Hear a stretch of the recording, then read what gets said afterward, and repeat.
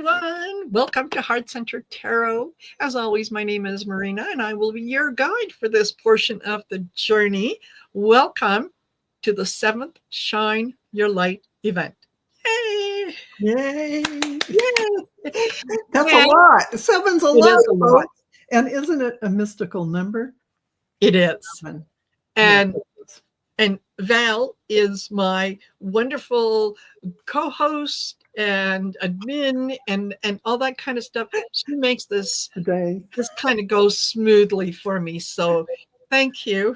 Thank you, Val, for doing this for My me. pleasure. My pleasure. It's so beautiful. You do such a wonderful job, Marina, and I want to acknowledge you here on the show to say, everyone, Marina is behind the scenes, coordinating everything, putting everything together, lining up all the people who will show up. And this is not a small task, doing this and coordinating it all and getting all the times right and all of that. So give Marina a great hand of applause for everything she does, because it's quite a lot. And that many seven events. 7 months. Yeah, 7 months. That's a commitment. And Yeah. Let's thank Marina for pulling this together, because all of you who sit in this energy of the guides and angels who are coming, who started light workers through Sherry and then Marina, this is all, more is happening as you're sitting in this energy than you even know. You're really getting quantum leap kind of bumps in energy. Absolutely. Mm-hmm. Absolutely. It is the energy that we share with each other, the energy that we put out to the world, believe it or not, has already had an effect. And I will be able to tell you about some of the things that it has had an effect on. Just in case you're sitting back wondering, oh yeah, it feels good for me, yeah, but it's a little woo-woo, change the world, blah, blah, blah. We're doing it. We're doing it. It is happening. It is happening. So I just quickly want to say hello to those of you that are here, that have joined us. And you're popping in. I'm glad to see you. I wish I could say hello to each and every one of you, but I'm going to send out a big hug to each and every one of you, just so you know. Absolutely. So, yeah, I appreciate you being here. If you're new to the channel, by all means, please don't forget to like, share, and subscribe, because it's going to help get this message out to people who want to hear it, who want to participate. Mm-hmm. It just may not come up in their feed. Exactly. So, yeah. Exactly. So I'll tell you very, very quickly that the concept of the event, for those of you that might be new, is we concentrate on positive things. We concentrate on positive energy. The people that will be joining me, we're not doing any readings. No, sorry, Carl, no readings. We're not doing any readings. We're not doing any, major political talk or anything along those lines. Mm-hmm. We are simply sharing positivity and sending out light, love, compassion, and unity to anyone anywhere in the world that needs it. Absolutely. And we do that at the top of the hour. So what happens just before the top of the hour is Val is going to be doing the prayer and setting the intention. Mm-hmm. And then when we hit 7 o'clock Eastern Standard Time, we're going to ask you all to participate. And how do you participate? Turn on your porch lights. Put a lamp in the window. Get one of those battery-operated little candles and turn it on. Keep it turned on. Yes. Right? Yes. That's how you participate in what we're doing. And I just want to interject here and say the significance of that. You're saying to the universe, we're turning the light on all over the world. Yes. We're sending this energy out all over the world. Yes. So it is a symbol, a a sign, a request. It's really what you're doing. It's your intention. My intention Exactly. is to turn the light on all over the Yeah. world, and that's what you're doing by turning that Yeah. light on. It's bigger Exactly. than that. Mhm. Yeah. Yeah. And yeah, however you find to shine that light, go ahead. Go ahead.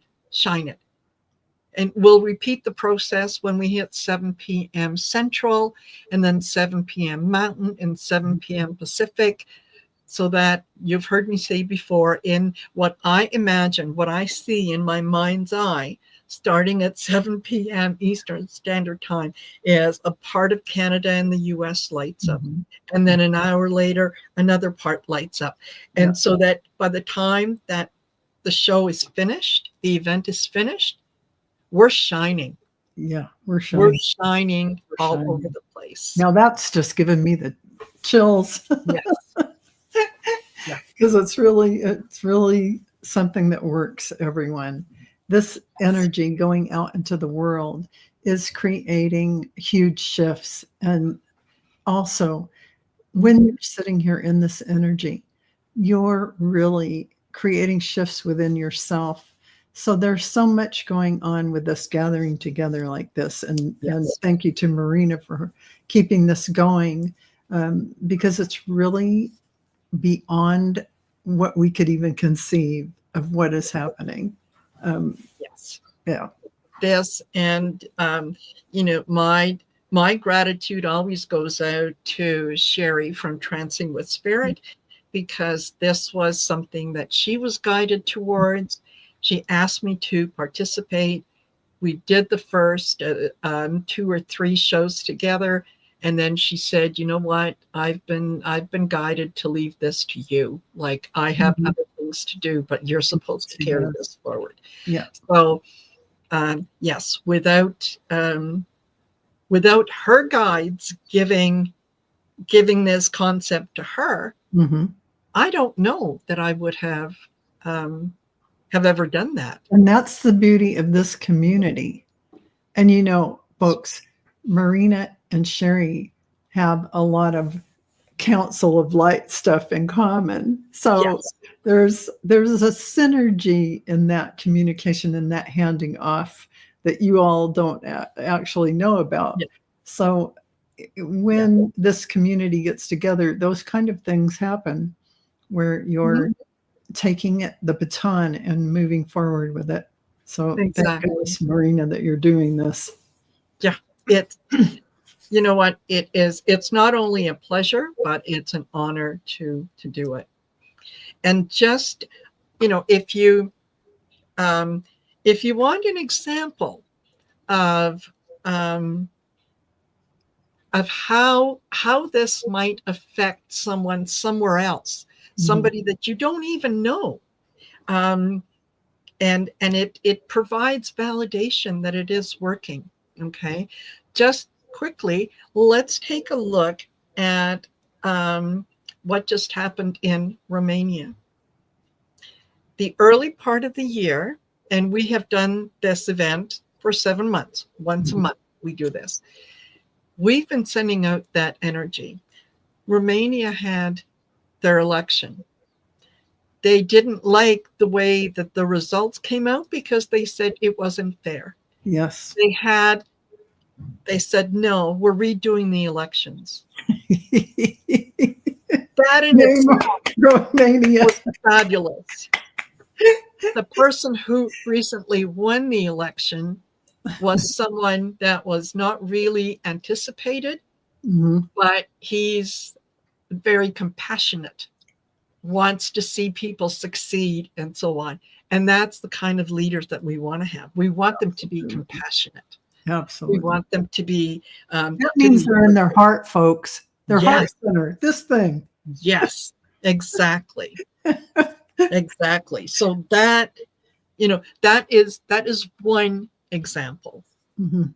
Um, Another example is we had elections here in Canada, and initially it was going to be a political sweep. The Conservatives are going to take over.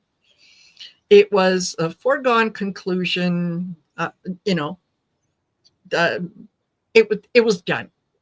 Mhm. All of a sudden, we have a new leader, Mark Carney, who takes over from Justin Trudeau, and everyone says not going to make any difference. It's going to go Conservative, and against the It's already boom, made difference. boom. He won't put up with anything. Yes. So again, a strong leader who is speaking on behalf of the people and is saying, don't think so. Don't think so. So, you know, when we send out that good energy, the people that resonate with that energy are attracted to it. It's just even more, it amps up all the good energy going out there. Good. Not that there's bad energy like that, like we should concentrate on it that way. But let's just say the higher frequencies are out there and people are resonating with that. It means it's leaving the 3D stuff behind. Exactly. So yeah, it's just fantastic. I love that for Canada. Yeah. And you know, there's others. I'll mention them throughout the evening, just for, you know, little pointers to show that the energy is making a shift. The energy is going out there and working in these areas, and you don't see it because all you hear is what's in the news, and you know it speaks for itself. You know, exactly. It warms my heart to see it, to say, you know, that this is something that we're doing based on faith. Yes. Right? Yes. Based on faith, that we are sending it out there, and we believe with every ounce of our energy and soul that we're going to create that. And that was our last Lightworker topic, faith. Yes. So that just synced right in with this. So yeah, totally. you have to take a lot of things on faith when it's not, you can't see it, you can't feel it in the 3D.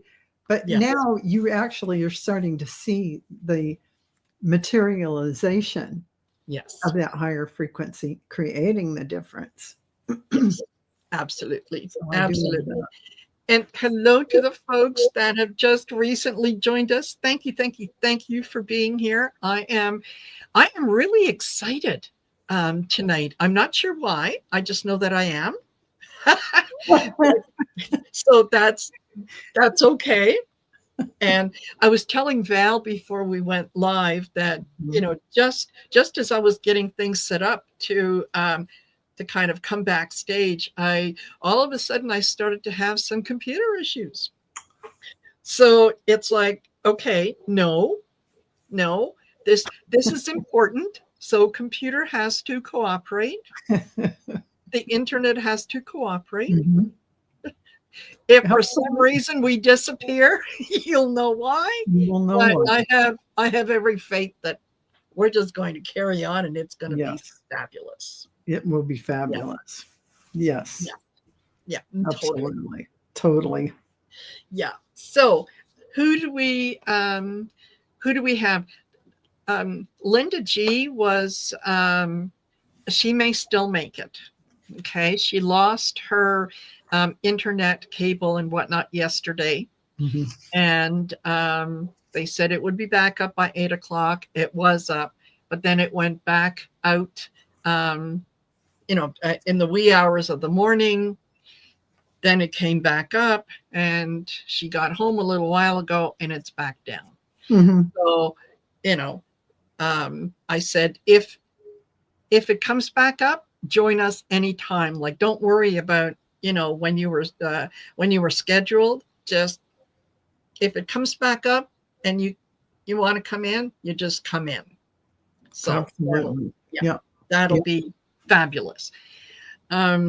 We've got we'll have Sheila from Celtic Tarot, Sheila, who's going to be joining us. Yay. We've got Michelle Marie of Astrological Tarot that is going to join us. and this is, you know, throughout the 3.5, 4 hours, whatever. We've got Linda Bertot is going to be joining us. So is Diana Bowles, Bradshaw, Ramon. You want some eye candy? Stick around for Ramon. Wow. Yeah. That's something to stick around for. Yes. Yeah. And Linda De Gonzalez is going to be taking us through the at the end through the closing and the meditation and all that kind of stuff. So, Linda. Yay. Yeah, some wonderful, fabulous people. Yeah. And yes, Kimby. I mean, who doesn't love Linda? Come on. I mean, come on. She is so high vibrational and so darn sweet. Yes. I know. I know. Who doesn't love Linda? Yeah. Oh my gosh. It's I always have to giggle when, you know, when we're planning something and she'll say, well, what time do you want me there? Anytime you show up is going to be fine. You know, like it's like calling the Queen of England and saying, hey, you know, do you want to come over for tea? And she says, oh, what time? Anytime. Right. Yeah. So yeah. And I will share something with you guys right now that is, I am really, really excited about. Whoops, sorry. Cat hair all over my face. On Thursday, the 29th of May, at 9 p.m. Mountain Standard Time. I know it's a little later than I normally go on, but I have Trish James coming on.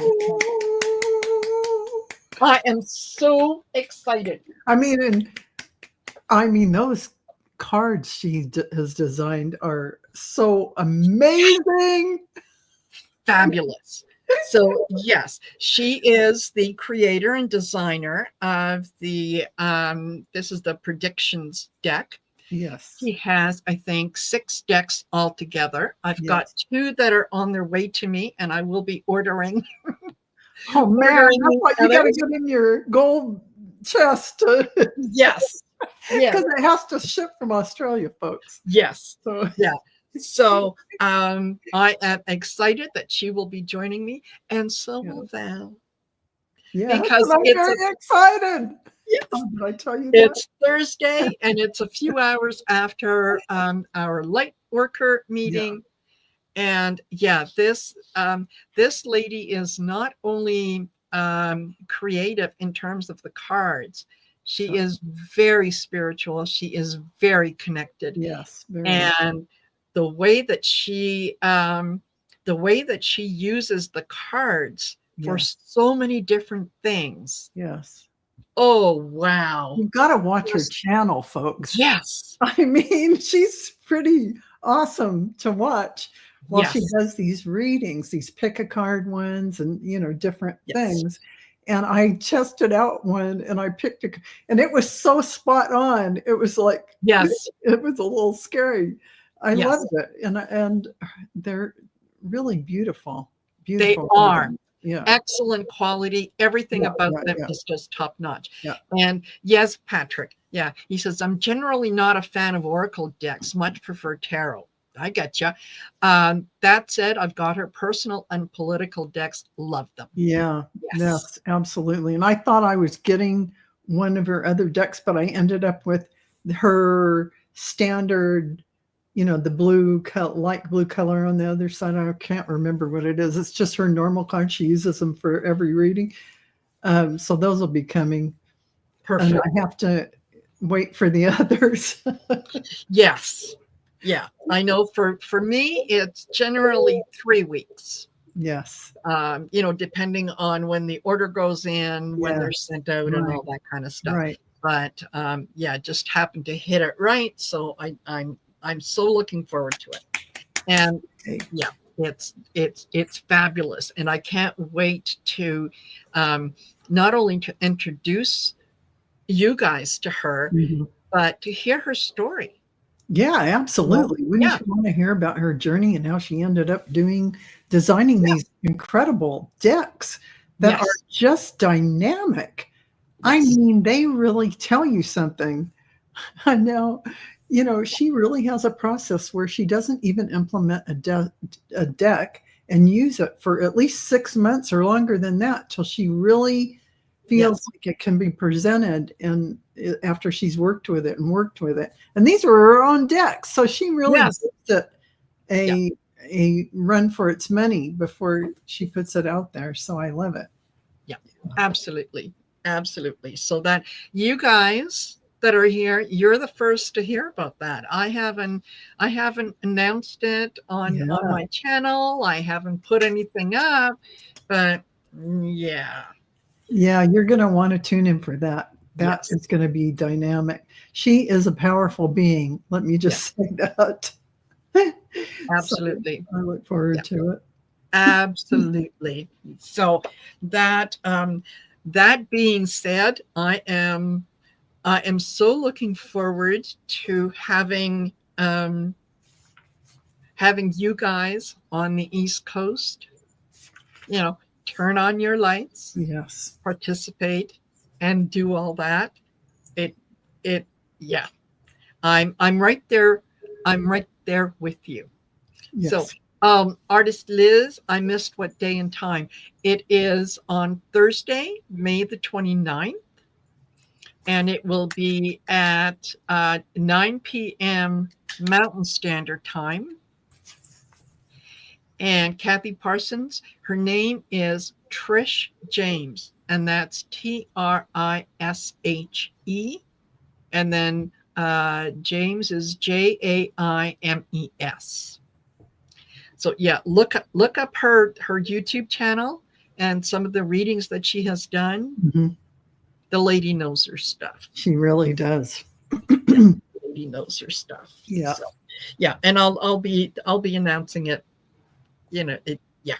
Anyway, all right. So Miss Val, Miss Bell. Miss Val, Now we get drum to roll. are we getting up here for the shine your light intention Yes. for this time zone? Yeah, For the absolutely. Eastern. Sorry. Yeah, yes, Innocent Potato. I realize that it's 11 p.m. Eastern Standard Time, but she's in Australia where there's a 16-hour time difference between us. So Yes. trying to work it out. This was, it's a little later than normal. Yeah. There you But go. it's worth it. It's worth it. Okay. Lay All in right. bed and watch on your iPad. Yes. or iPhone or All right. phone. Yeah. Yeah. Okay. Sorry, I interrupted you. Oh, no. I love that. So, okay. So everyone, I want you to just take a deep breath in, because these energies are going to go in you. They're going to flow down like a golden white column of light through your crown as I say these words for all of us. So take a deep breath in through your nose and then exhale slowly through your mouth. And another deep breath in. All the way, and then exhale through your mouth. And one final deep breath in. All the way, fill your lungs with air and exhale slowly. Beloved Divine Source, on this sacred day, in this sacred space, we gather across time and space as radiant beings of light, each heart a living flame in the great awakening of humanity. We call forth the light of our highest selves, the presence of our guides, angels, and star families to walk beside us now as we anchor peace, love, clarity, and unity into the heart of the world. We open fully to acknowledge and receive all that we are, our soul's gifts, our timeless mastery, our wisdom from the stars and from the earth herself. We remember that we are divine creators, bringers of light, vessels of transformation. Today, we choose to shine from the fullness of our hearts. We call forth the activation of our cosmic blueprint, awakening within us the codes of compassion, courage, and sovereignty. As our lights merge and amplify, we create ripples of radiant frequency that encircle the earth, touching all life together as we rise as one. We shine not only for ourselves, but for those still seeking, for the earth is in her rebirth, and for the future of love that is already here. We declare this intention with reverence, with purpose, and with joy. We are the light. We are the bridge. We are the way. So be it, and so it is. Amen. Amen. Yes. Wow. All Wow. right. That was, as always, Val, just absolutely on point, and it feels so good. It does. It feels so good.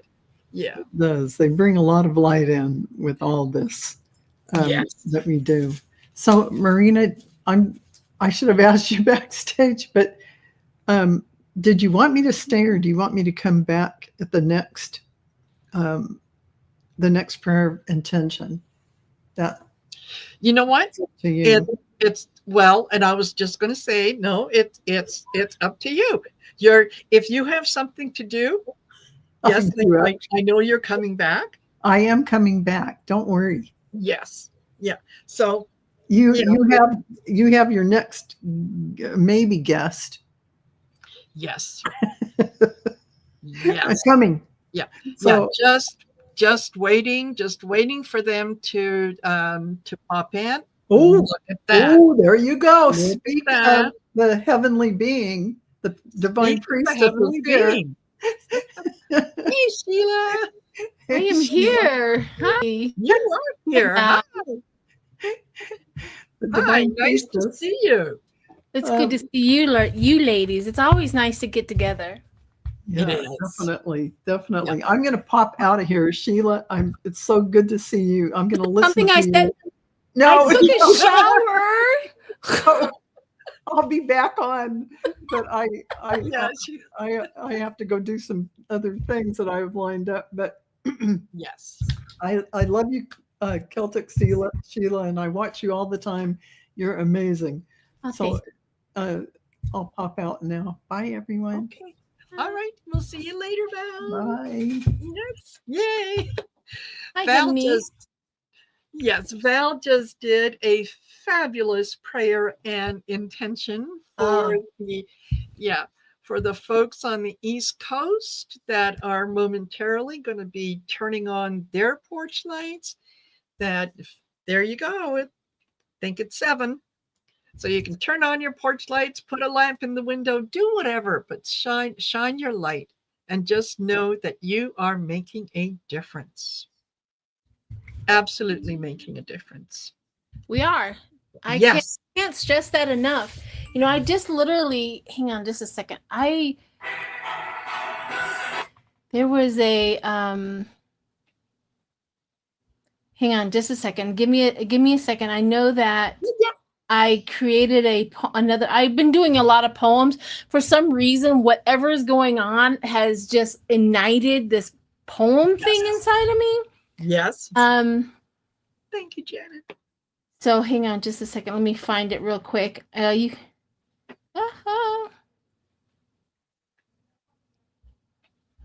Where is it? I know I had it. Thank you, Liz Anash. She says, my light will shine in Cozumel and candlelit inside. Yes. There we go. Thank you. See, we're reaching all parts of the world. I agree. I 100% agree at that. Yeah, totally. So, as I had said earlier, if you're wondering if these get-togethers, these sending out this light, love, compassion, unity, can you see the physical manifestation of it? Yes, absolutely. Yes, you can. I gave you a couple examples of what happened in Romania, what happened in Canada. Australia was, looked like it was going one way, and then it went the other. So the Trump people, really awakened a lot of people. I yeah, don't like the man. However, he is turning like the whole world Democratic. yes, And we just, as a people here in the United States, just need to get on board. And it's working. yes, absolutely. Absolutely. And we can see it, because it's like the power of prayer.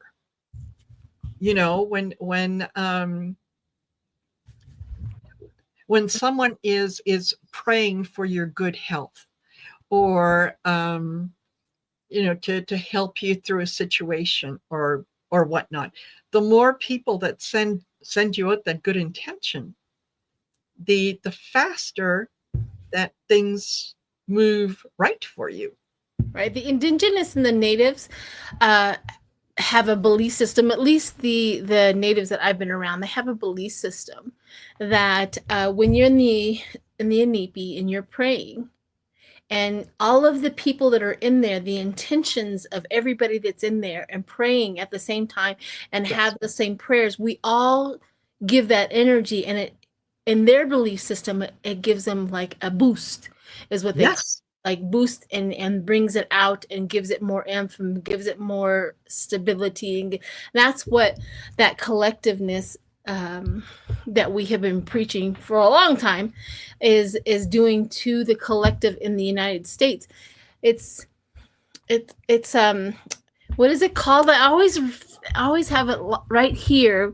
I want to say the Little metric system, but it's not the Little metric system. It is the where all the atoms line up, all of the thought process lines up. Somebody knows. So I'm on, I'm alive right now, so that means I can't remember it. But somebody in the chat will. Yeah, it was alignment, or all the energy. It talks about energy, how it aligns. All of a sudden, it aligns, and we get enough people in the world to have a same thought and the same energy. Yes. Everybody else that does not have that same thought and same energy, all of a sudden does, and they don't even know why.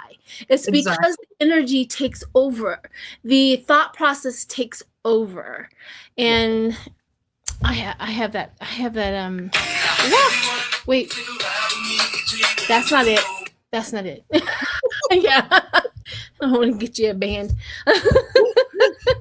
It is a spiritual alignment, but there's a word for it, and why I can't think about it. I think of it right now.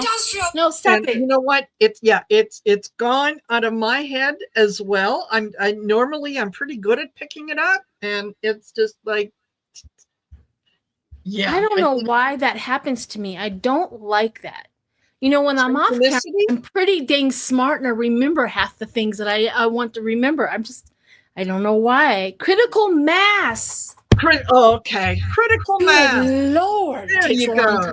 Critical mass works positively. Yes. Everything. So critical mass, if we want to remove white supremacy and prejudice from this world, we get enough people to think the other way, and everybody who is like that, either they come along with us or they get left behind. That's how it works, no matter what. Those are the rules. That's the law. So, and we move forward, and they just don't.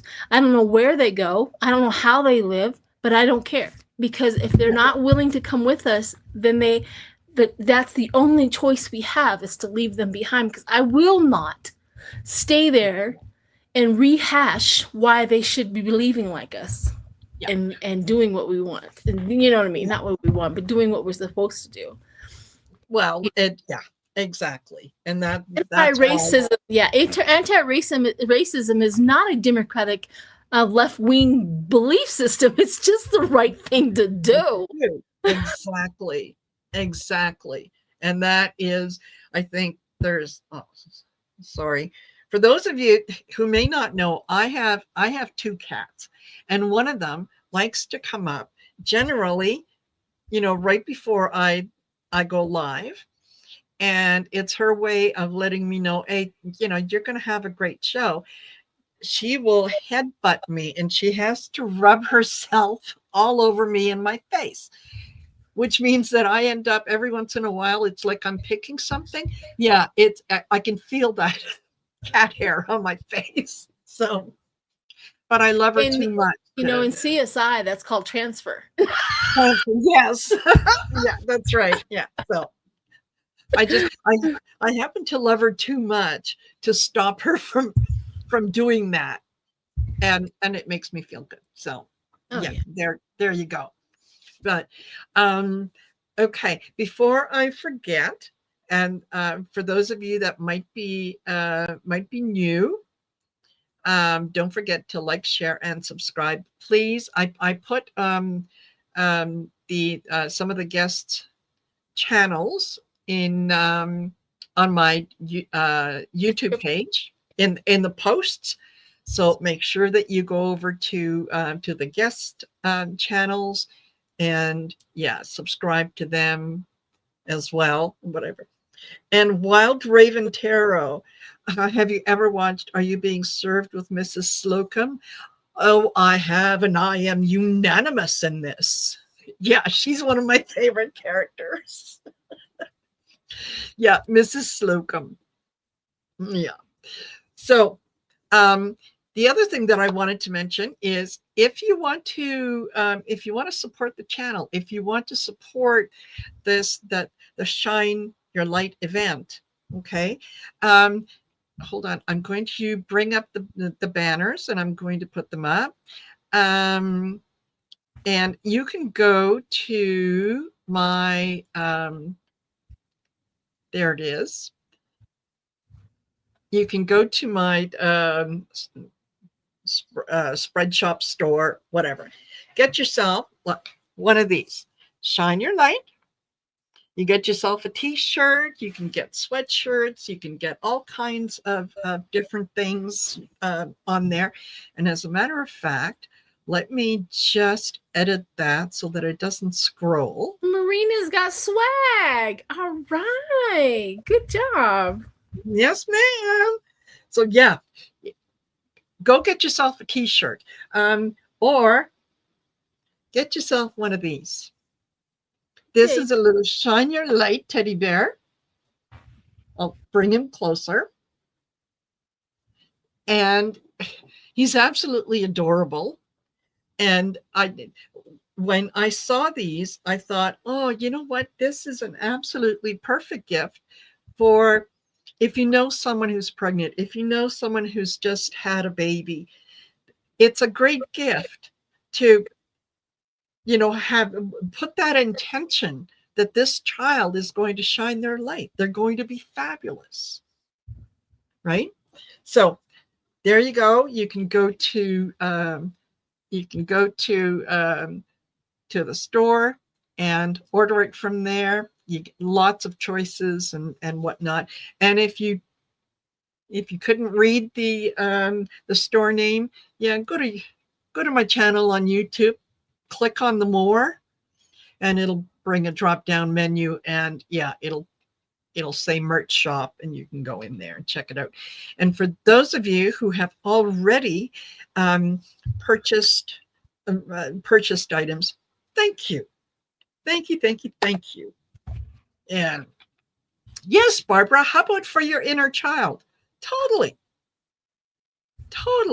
Yeah, absolutely. So there you go. And did you find your poem? I did. Wait, okay. Perfect. It's really short. It's just some saying. It says a spiritual lesson. That's the name of it, but it's really short. It says sometimes the power that changes the world isn't massive arms or government. It's in the calm resolve of one human being who says, "Not today." Perfect. Yep. Let me read that one more time because I messed it up, of course. It says, it is a spiritual lesson. Sometimes the power that changes the world isn't in massive armies or governments. It's in the calm resolve of one human being who says, "Not today." Exactly. Exactly. Perfect. Perfect. And that's how change happens. That's how change happens. Yeah, absolutely. And Jason Vincent wanted to know, how much is that with tariff pricing? You know what? Because I'll tell you something. Because I'm located in Canada, clearly. So the pricing in the merch store is in Canadian dollars. Considering that the US dollar is worth more than the Canadian dollar, you're actually paying less. So it's about 25-30% less. Goodness. So yeah, make sure that you check it out. Check it out. See what it is. Yeah. Absolutely. Yeah. And Jason says, yeah, he loves the poem. You have it. Not today. Yes. Yeah. Fabulous. So you've been doing some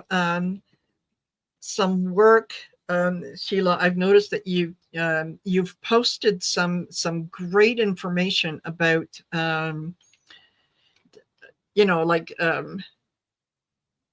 like things on prejudice and so on. And about my racism series on my posts. Absolutely. So here's another thing. Just a second here.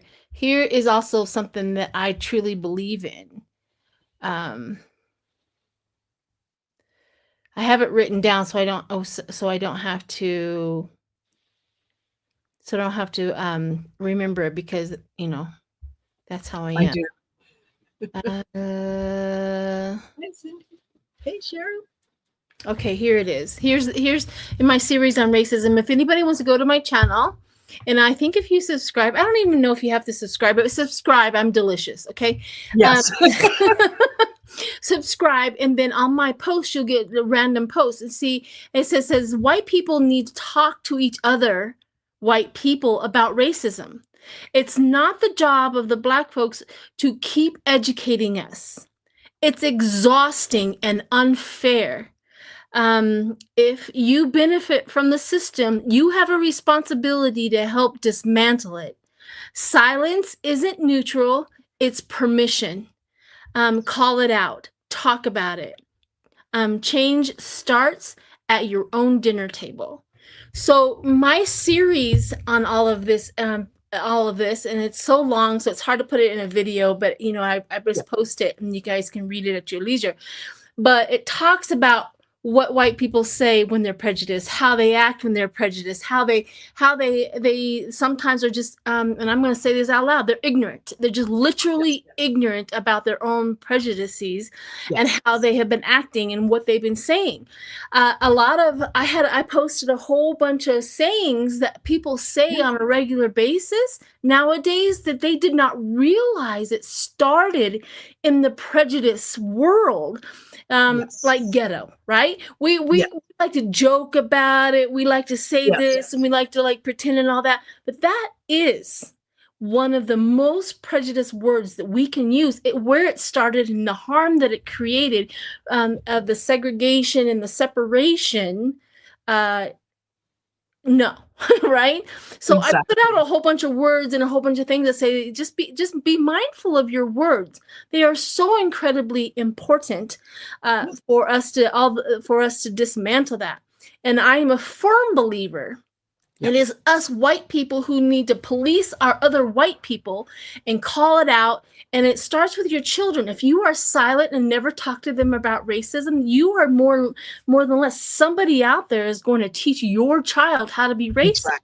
Unless you teach them how to be anti-racist or talk about it and talk about their curiosities, talk about what they see out there. Because sometimes racism and being taught how to be racist comes across as silent, right?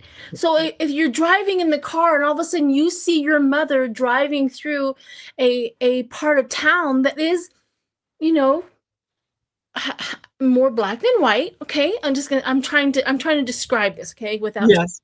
trying to be you know, but anyways, black and white. If you watch your mother or father all of a sudden click and make sure that the car is locked, Yes. you just told that child that there's something in this area that is something to be afraid of. That's the silent teachings that you teach. Now, that's the things that I'm trying to talk about. You know what I mean? I would lock my cars going into a church parking lot, to be honest with you, but that's just a whole nother story. Yes. I'm like, Yes. oh, the preacher's coming, lock that door. But, That's right. but anyway. Yes, exactly. Yeah. And the fact that we are, and hello. Correct, Jason. Be impeccable with your word. Yes. Yeah. If we believe that there is a power and intention that we are sending out before the top of the hour, and we ask you to turn on your porch lights. If you believe that there is power behind those words, then there must be power behind all the other words. We just need to know the origin. Yes. I'm going to be Trump here for a minute. Origins or the original meaning. Yes. The original meanings of those words before we start using them, even in joking manners.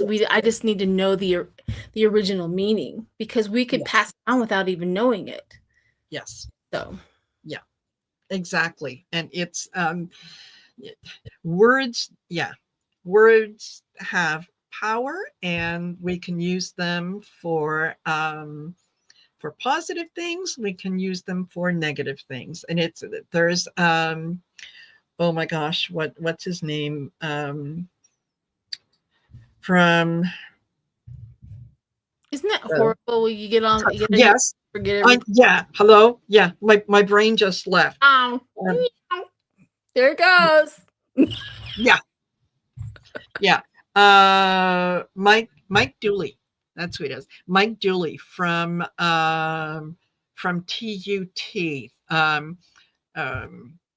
Who's Mike Dooley? Mike Dooley. What is TUT? Mike Dooley.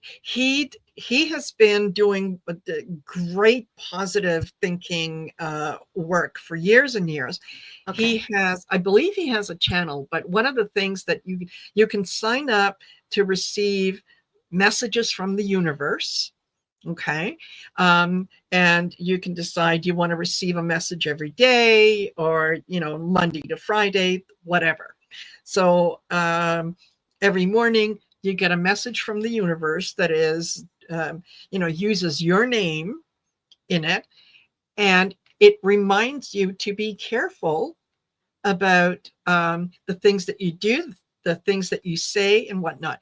And he had one of the sayings that he has and that he uses quite a lot is, thoughts become things. Yep. Choose the good ones. Yep. Choose the one and know where they come from. That's the important part, is when a saying has been along. I love using ChatGPT, and I'll ask, where does this saying come from? What is this word saying? And then I learn a lot because I want to be able to choose my words and direct and be educated in that manner. It doesn't take much.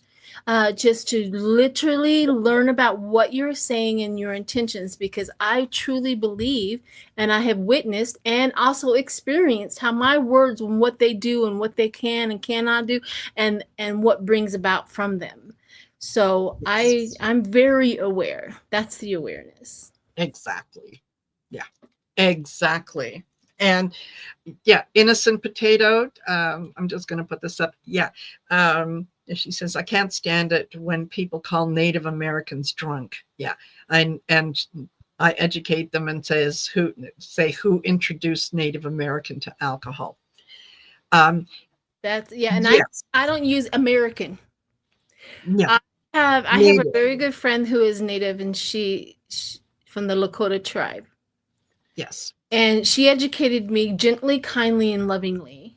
She brought me in, and she says, there is no such thing as a Native American. And it just stunned me for just a second. I thought I was doing the right thing. I thought that was the words that everybody agreed on. Like, no, the government agreed on that. Yeah. And she says, we are indigenous, which they prefer the most, but I have a hard time saying that because of my dyslexia, or Native. Yeah. That's it. Those are the only words that she goes, that's it. And I dropped the American from my vocabulary after saying Native and all that. Yeah.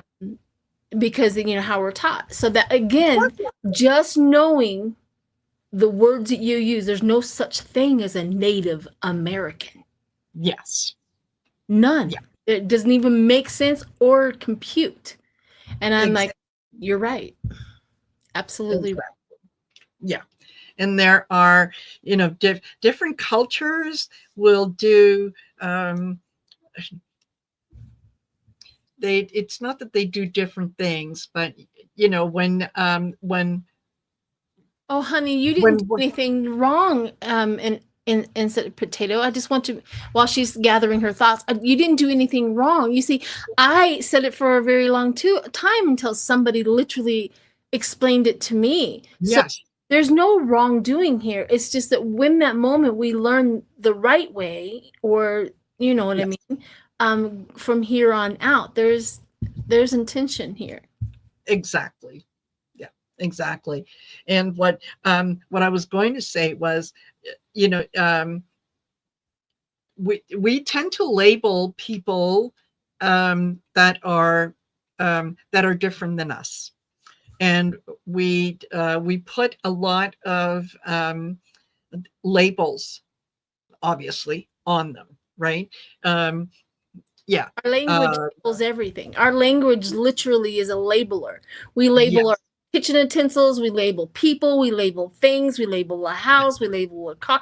That's our literal conversations and how we communicate. Yeah. So when we are labeling, we just got to be hyper vigilant about where that label came from, what are we saying, and how it really relates to who it is, right? Yeah. Yeah. Now I've asked, Black people, can I say Black people? Does that offend you? And they're like, no, it's okay.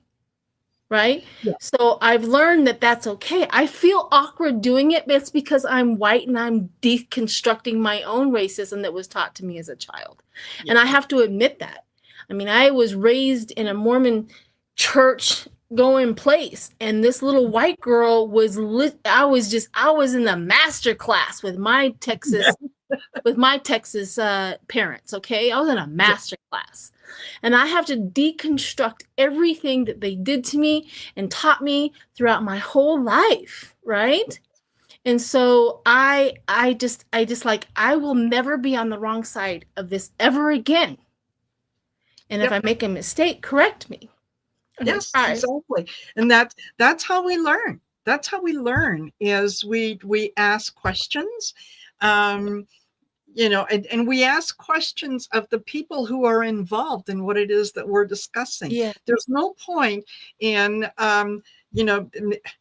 if I want to know how to refer to a Native person, I need to approach a Native person, not a white person, and say, so what are we calling them these days? Right. Exactly. Yeah. Don't do that. Don't. And be willing to understand other people's cultures that may be different from yours. It doesn't make it right or wrong. It just makes it different. If you grew up and you're colorblind, you might put on clothing that doesn't match. It really doesn't matter, because you're still putting on the clothing, and you don't have. Oh, what is it? I never mind. I had Well, a train. we also, Yeah, I get what you're trying to. I think what you're trying to say, but being colorblind is also very prejudiced. Okay. Yes. Just saying, I don't see color as incredibly white prejudicey, because they don't want to talk about it, because it makes them uncomfortable. If you think that if you sit there and say, I don't see color, then you're not seeing the pain and the suffering and what has happened to them. You're ignoring it completely. I, of course, see color. Yes. We are all different colors, and that is where we need to embrace. And the differences is to stop thinking that we're all the same, because we are not all the same culture. Yeah, it's in the embracing of the diversity of the culture that makes us all one human beings. Yes. But I want to see your culture. I want to see your family. I want to see your beliefs. I want to see what yes, all of it. Yes. So I see lots of color everywhere. Yep, exactly. And I know that when I'm traveling, when I go to different parts of the world, I don't want to go where the tourists go. I want to go where the people who live there go. Exactly. So that I can be exposed to how they live, what it is that they do, not what someone wants me to see. Mm-hmm. Right? Yeah. So I smile, boy. I tell you what. I always smile. Every time I go into another culture, I just literally beam with joy, because I get to learn their culture and what they think and what their belief system. My own spirituality. My own spirituality has been literally moved and changed due to other cultures' beliefs. Yes. I'm like, oh, that sounds good. Oh, yeah, that sounds great. So, all right. Okay. Yeah, totally. So I don't know if Michelle, have you met Sheila before? I don't think so. Or is this? We've been in a couple of chat rooms, but not officially. Okay, then. Michelle, meet Sheila. Sheila, meet Michelle. Michelle is a Vedic astrologer, as well as reader and so on. And she's just absolutely lovely. And Sheila is very, very spiritual and very connected, and just as lovely. And yay for me for knowing both of you. I'm passionate, as a lot of people get uncomfortable with. I'm like, yes. Yeah, exactly. So, oh, sorry, I just saw, Annette Bernier said, Marina, me in Jamaica in 1867. We'll never forget it. I think you meant 1967, maybe. And it's when we're willing to engage with other cultures, not only do we get to learn from the process and we learn new things, but it makes the other culture feel proud, because they're willing to share. They want to share that with you. They don't want to, they don't want to be stereotyped or to have people believe things about them that aren't true. They're very proud. Yes, of course they are. Of culture. Yes, and they should be. Yes, and they should be. I've recently started. Well, there's a lady on YouTube that I watch, and she's she's from, I don't know if it's Slovenia or whatever. Anyway, part of what was the former Yugoslavia, but I understand the language. And she has a baking show where she does all kinds of different fabulous desserts and so on. And I love to watch her watch her channel and the recipes and you know how she puts it all together. And it reminded me that, you know what, there is a lot about my own heritage that I remember suppressing because, you know, initially when we first moved to Canada, it identified me as being an immigrant. It identified me as being someone different. So, you know, as soon as you learn sort of how to acclimate to the environment, you don't want to bring the traditional food that you would eat to school in a lunch bag because people are going to ask, right? Ew, what are you eating? What's that? And so on. So I've recently rediscovered that I not only do I enjoy listening to the language and interacting with people who speak the language, but I like to watch the videos when they're having parties, when they're dancing, when they're doing the traditional dancing. It's, you know, it's okay. Yeah. So that's my little rant. All right, my dear. Well, I've been on for a little while. I'm going to go ahead and jump off so that you can have your time with Michelle. It was very nice meeting you. And yeah, I tend to like suck the air out of the room sometimes. So I'm leaving. Thank you for joining me, Sheila. It was a pleasure as always. And yeah, we need to line up. Don't we have a schedule? Don't we have, we have the 10th. I think we're doing a collaboration. Oh. Yes, we are. Collaboration on the 10th. Okay. Yep. Yeah. All right. Yeah. Bye, see you later. Bye, Sheila. Bye, everyone. Oh, so Michelle, how are you? I'm good. Lots of big changes happening. Yes. And for everyone in the audience, I had an over hour-long reading with the lovely Marina. She met with my husband and I. It was so healing. It was so great. We watched the replay. We took notes. Definitely book a reading with Marina. She is just an incredible reader. So thank you so much for that. Oh, my pleasure. My pleasure. Thank Jonathan you. Said thank you. Yes. Jonathan, you're more than welcome. You're more than welcome. Yeah. And I will say that for those of you that are looking to possibly have your astrology done, get in touch with Michelle. There is, excuse me, once you have your astrological chart or whatever, once you have it cast, it gives so much information. It explains so much. So that, you know, yeah, things that come up in terms of, you know, the planetary alignments and whatnot, and you can say, oh, I never realized that. Okay, then that explains blah, blah, blah, blah, blah. And all of a sudden, things that didn't make sense before make sense. Yeah. That's why I got into it. Yes, perfect. You look around and go, what is going on?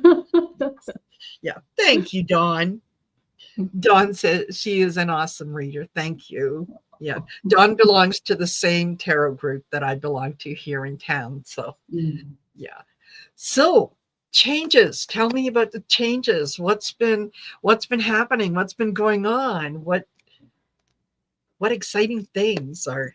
Well, the biggest thing we have astrologically is that Jupiter just entered sidereal Gemini. If you don't know what sidereal is, I did do a video on it. It's the actual math in the sky right now because Western relies on calculations that are about 2,000 years old. Doesn't account for the Earth's axis. Yep. And so what that means is that we are going to get a bit of a boost when it comes to our communications. It's also in the 7th house of the United States. That's our foreign allies.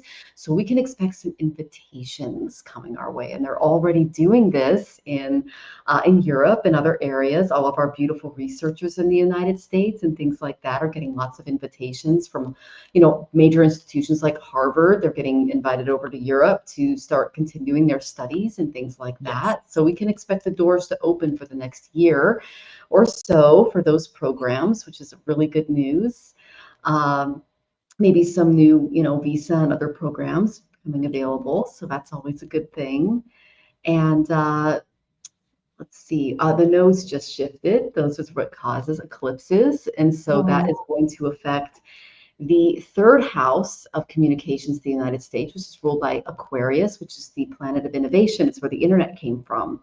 So Rahu is a bit of a mischief maker, and he causes major shifts. And so when it comes to internet, our power grids, things like that, just prepare, because those are going to get hit.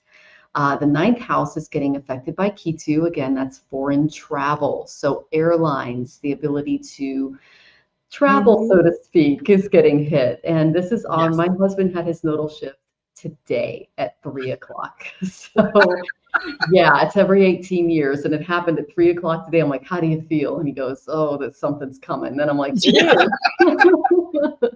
It is. So yeah, I mean, Marina and I have been talking about this for a long time. So make sure you guys have all of your emergency supplies ready, that you've got a lot of your stuff planned and together. Yes. Because we can expect some major shifts in these areas. So that's the big stuff, is the nodes, which cause eclipses, are shifting. The first eclipse is happening September 7th. That's going to be a big one. The second one is the 21st. Okay, and again, that affects those third and ninth house of the United States. It's in sidereal, let's see, Aquarius and Leo affects kings. So we can expect some big upheavals with these eclipses in that category as well. Control systems, things like that. Yeah, so absolutely. And I was I was telling the folks that that were here earlier that, you know, if we ever wonder about whether or not these gatherings are working, whether us setting the intention to send out that love, light, compassion, unity, are we actually achieving something? And the answer is yes. Yes, we are. And now that now that I've done this over several months, I can go back and I can say, oh, yes, there was a lot of things that I think our positive intentions have shifted. Romania, the fact that certain people are being held a little more accountable than they used to be, right? We've got, you know, with the new prime minister in Canada, with the Australian elections, the people speaking up where before they might have been silent. So I think those are all positive things. Those are all good things that are taking us down the road that we want to go on, right? We should be on, and we're picking up steam along the way. We're picking up people along the way, right? That they're absolutely joining us. They're asking questions. They're participating in life a little more. Well, and I love that you said that people are speaking up. They're starting to come out. Yes. And I've been following, I know this is a little strange, but I'm an astrologer. So I have Sean Combs' chart. I have Will Smith's chart. I've got Wendy Williams' chart. I'm following the P. Diddy case. And every time there's like this bombshell that drops because Jay-Z comes into the courtroom or Will Smith, I pay attention to the notes, and then I look at what's going on. And this is where the eclipses are happening now. And so just to kind of see what this case looks like on a small scale when it comes to industry, when it comes to kings, when it comes to leadership, which is what P. Diddy was in the industry, and he was using it for manipulation. He actually has a very significant war between Venus and Jupiter in his chart. Wendy Williams has one between Venus and Mars. Will Smith has one between Venus and Mercury, and they're all like hitting each other right now. Planetary wars are when planets are less than a degree from each other. They're pretty freaking rare. Yes. And so all these people that are coming out, these wars are starting to come out. So it's just interesting to see on a small scale, you look at this case, what does this mean on a global scale? What does this mean on it? And then you start putting the pieces together. that's kind of what I see going on, is that the power structures, the leadership, they're being challenged, they're being tested, because Ketu is going through Leo. What does Leo rule? Kings. Rahu rules the collective, Aquarius, and people are going, wait a minute. So there is a push happening there. And there's a scramble to kind of maintain control on both sides. So it's really interesting to see how this is gonna roll out. I know. I know. Yeah. I know. It is. I just I find it fascinating just to be able to observe all of it. Yeah. And yeah, see Well, the last people's time we went reaction. through this energy was 2008, and that was kind of a big year. It was. So, yeah. Yeah, it was. And this I'm excited for the change. I'm excited for the things that are going to be revealed. I'm looking forward to that. You know, there's a part of me that a part of that inner child that wants to be able to look back and go, told you. You know? Yeah, I did. So just before, so that I don't forget again, I want to mention I do have Michelle's link in the post. If you want to go to my channel and just scroll down to the post that I put up saying who is going to be on the channel. So Michelle's link is in there. Make sure that you go over and subscribe to her channel. And you've been doing some fabulous readings and sort of one-on-ones on your wonderful. Yeah, Wonderful. yeah. I've gone over to Zoom because I kind of see the writing on the wall. Not only am I an astrologer, I also worked in tech for many years. And so I like to pay attention to what's going on in those forums. And so the oligarchy is all about data and tech right now, and they're joining with the current administration. And so it's important that we protect ourselves and our data and what we're saying online and publicly. And so I've shifted. I have basically an invitation. I have a stream go out, and then Jonathan gets on the StreamYard and goes, come over to Zoom to help people make the jump. And it's been going very well. Lots of people are showing up and asking for readings, and we have great conversations, and they're not recorded. They're all private. They're behind that wall. And people are able to really voice their frustration to get more personal with me. They can be on camera on or off and just talk to me directly. I'm like, what's going on? It's more of a personal space where we can privately talk about our concerns without it being too public. And the guides basically told me, if you're going to continue doing this work, you have to see the writing on the wall. And the reason I said that was because on April 8th to 2024, we had a major solar eclipse pass over the United States and North America in Ravati Nakshatra. And Ravati is Sattva, Sattva, Sattva. What does Sattva mean? It means pure. It means unadulterated. It's the bloom of the lotus. Tamas is the seed of the lotus. It's in the mud. It's in the muck. It's in the poo. Rajas is the stalk of the lotus. It's like it's rising up. It's figuring things out. It's starting to realize what's going on energetically in the universe. The bloom is, you know it. You're there, you're tapped in, you're like, ah. An example of a Ravati would be Bernie Sanders.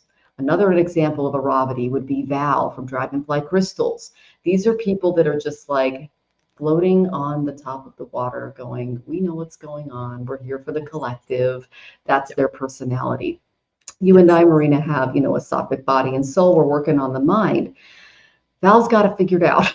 So she really does. Like, that's what Ravatis are. They're represented by the elephant. What does the elephant do in the savannah? When there's a water shortage, they lead all of the other animals in the savannah to water. That's who she is. That got eclipsed. What does an eclipse do? It's like it takes a chunk out of the lotus. It makes it go back down into the mud and reseed. So we're going through a major, everything that Ravati represents, and I'll show you guys the card. It's right here. It's the wealthy star. It represents moksha, which is supreme enlightenment. Moksha is when our crown chakra goes off and we're connected. And it is reverence, benevolence, belief. It represents charities, taking care of people with disabilities, the least among us. Resolution, infinity, faith, caring, dutiful, safe travels. Airlines are getting hit, things like that. So it is the wealthy star because in the power to nourish. So it's a star that really reaches out and goes, what can we do to help everybody on Earth? And the drum here represents exactly what the elephants do. But we follow the beat of the drum, and when we follow the beat of the drum, we could be led to the enlightenment, to things that are good and sattvic. It got hit by the eclipse, so it's Rahu came along and went and bit it. It's a demon. Okay, that's what eclipses represent in Vedic astrology. So this is going to get a major chunk taken out of it. There's going to be a big reset. What my guru said, Kamala Sutton, you can go to her website, kamala.com. She's where I took all of my Vedic astrology classes. I have 5 years of study under her. She's brilliant. I've read all of her books. She's an incredible practitioner. She said, whenever we have a major solar or lunar eclipse, especially the solar ones, and something comes out right after it, it's going to happen. And so I've been following this for a long time. When we had the stellium eclipse, and I did a whole video on this on my channel, when we had the stellium eclipse in Mula Nakshatra, that is ruled by Nritya, goddess Kali, goddess of destruction. She said it's just destruction worldwide. She goes, we can expect maybe a worldwide plague, something like that. We can expect a lot of social unrest, maybe some fires, Right after that eclipse, they're like, it's in the air, Bob. Uh-oh, that was COVID. The George Floyd tape came out. Social unrest. Transformers started blowing up. Fires started happening. The Outback got destroyed. Tons of stuff happened during 2020. It was not the best year because we had that eclipse in December 26th of 2019. So that's, speaking of properties. Yes. So we had that happen. Then we had another eclipse occur, April 28th of 2022. And that was in Bharani, that rules the woman's womb. Okay, May 2nd, just a couple of days later, the Roe v. Wade documents from the Supreme Court were leaked, and we're like, uh-oh, they're going to overturn it. So right after this eclipse in Ravati, which is in 2024, Project 2025 came out. I made sure to read it.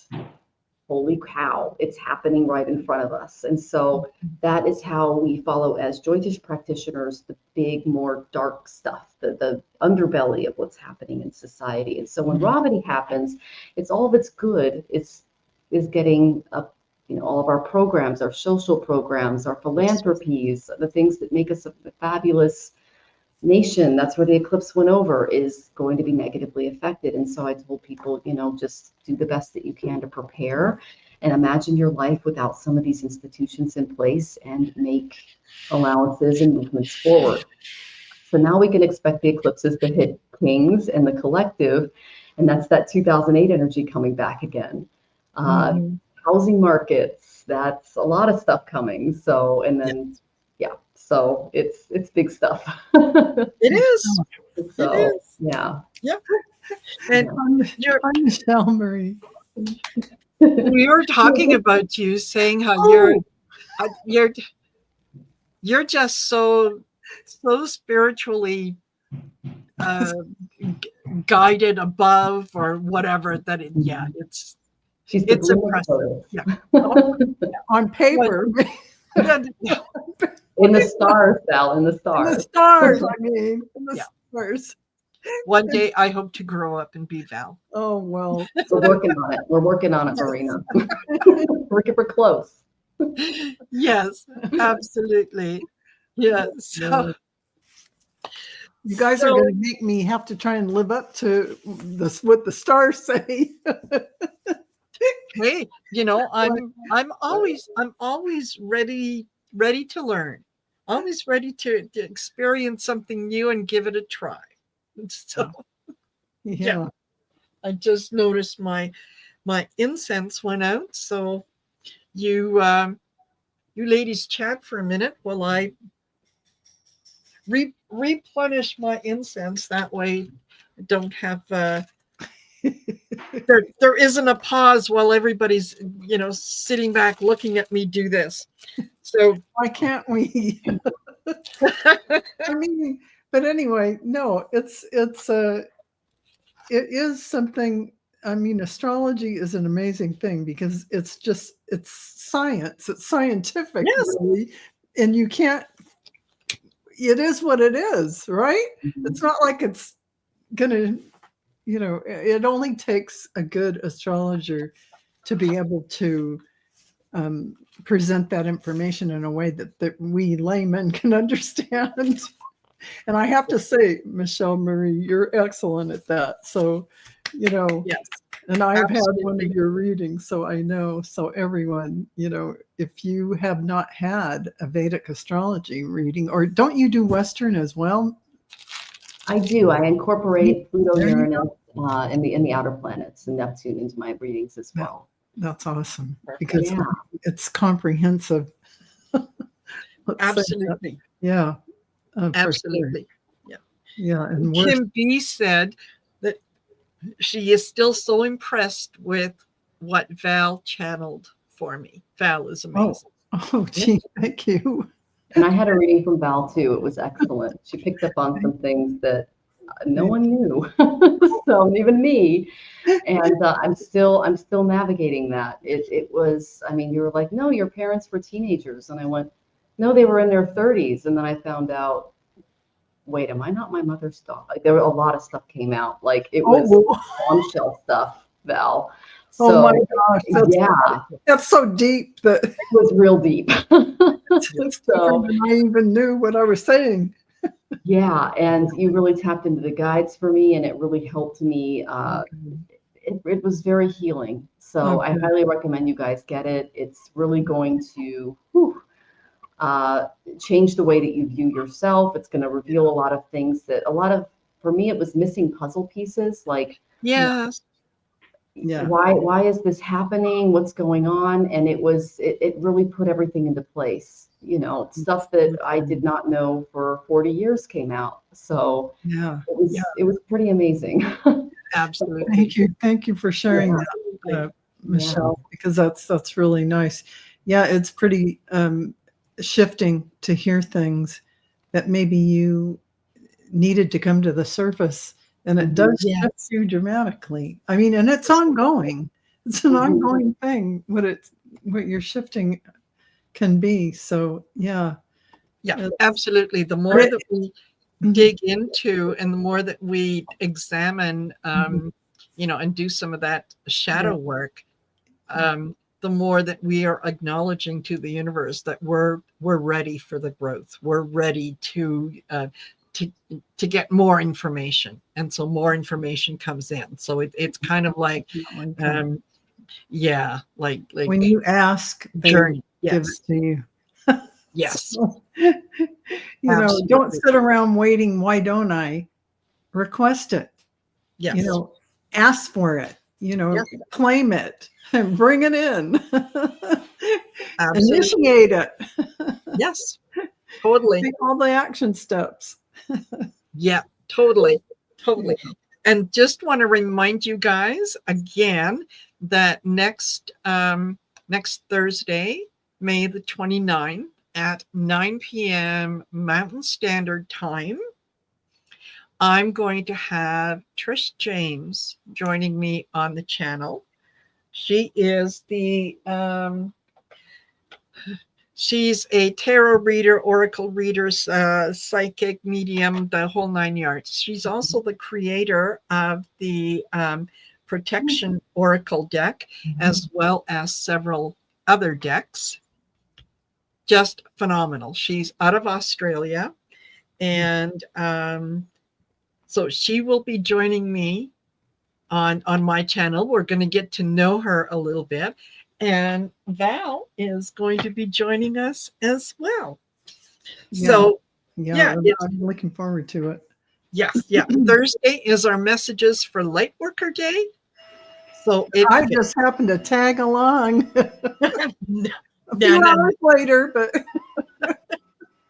no, it's fabulous. I'm I'm so glad. I think that you guys will really enjoy getting to know Trish and to see how she works with the cards and how she interprets the cards. And Yeah. it's phenomenal, phenomenal. So I hope that you will join me and you will tune in and take it from there. So Yeah. in the meantime, we're getting close to the top of the hour. So we can sit back for a minute, Michelle, while Val does her thing. Okay, now everyone, I just want Yeah. you to be breathing, taking the deep breath in Yes. and the long, relaxing breath out. So this is something that will energetically go through you as it will, the minute I start saying it, this golden white light flowing through you. And actually, it's starting to begin now. Beloved light of all creation, we pause in this sacred moment to deepen our alignment as our hearts beat together across the globe in unity, clarity, and unwavering love. With this second initiation or intention, we are consciously expanding the field we have created, amplifying the light, strengthening the connection, and anchoring even more of our soul's brilliance into this now moment. We call forth continued flow of divine presence to move through us effortlessly as we allow our inner light to shine without hesitation, without limits, without fear. We open to receive a new wave of inspiration and remembrance, a knowing that we are the living embodiment of the divine plan unfolding. Our light is the signal. Our hearts are the gateways. Our love is the frequency of transformation. We shine not only to illuminate the world, but to ignite the dormant sparks in others, to awaken truth, to remind the earth of its beauty, and to walk forward together as torchbearers of peace. From this sacred space, in this collective resonance, we affirm once again, we are the light, we are the love, we are the new earth rising together. And so it is, so be it. It is done. Thank you. Hopefully you felt that. That was a lot of energy coming in if you opened up to it. So, and it doesn't matter if you're watching this later, it will come through, or how many times you want to watch the Shine the Light event, you will be getting all of the energies that come in. And there are a lot of angels, beings, guides, ascended masters. There is energy just constantly streaming in. So stay tuned and enjoy. And Michelle, thank you for being here. I love to touch your energy. Yes. I'll be leaving. I'll see y'all again later. Okay. See you later, Val. Thanks. Bye-bye. Doesn't she do a fabulous job? Oh, she's amazing. And I love that she has Yogananda behind her because he's one of my gurus too. So yes. Yes. Yeah. And she just reminded me of something when we're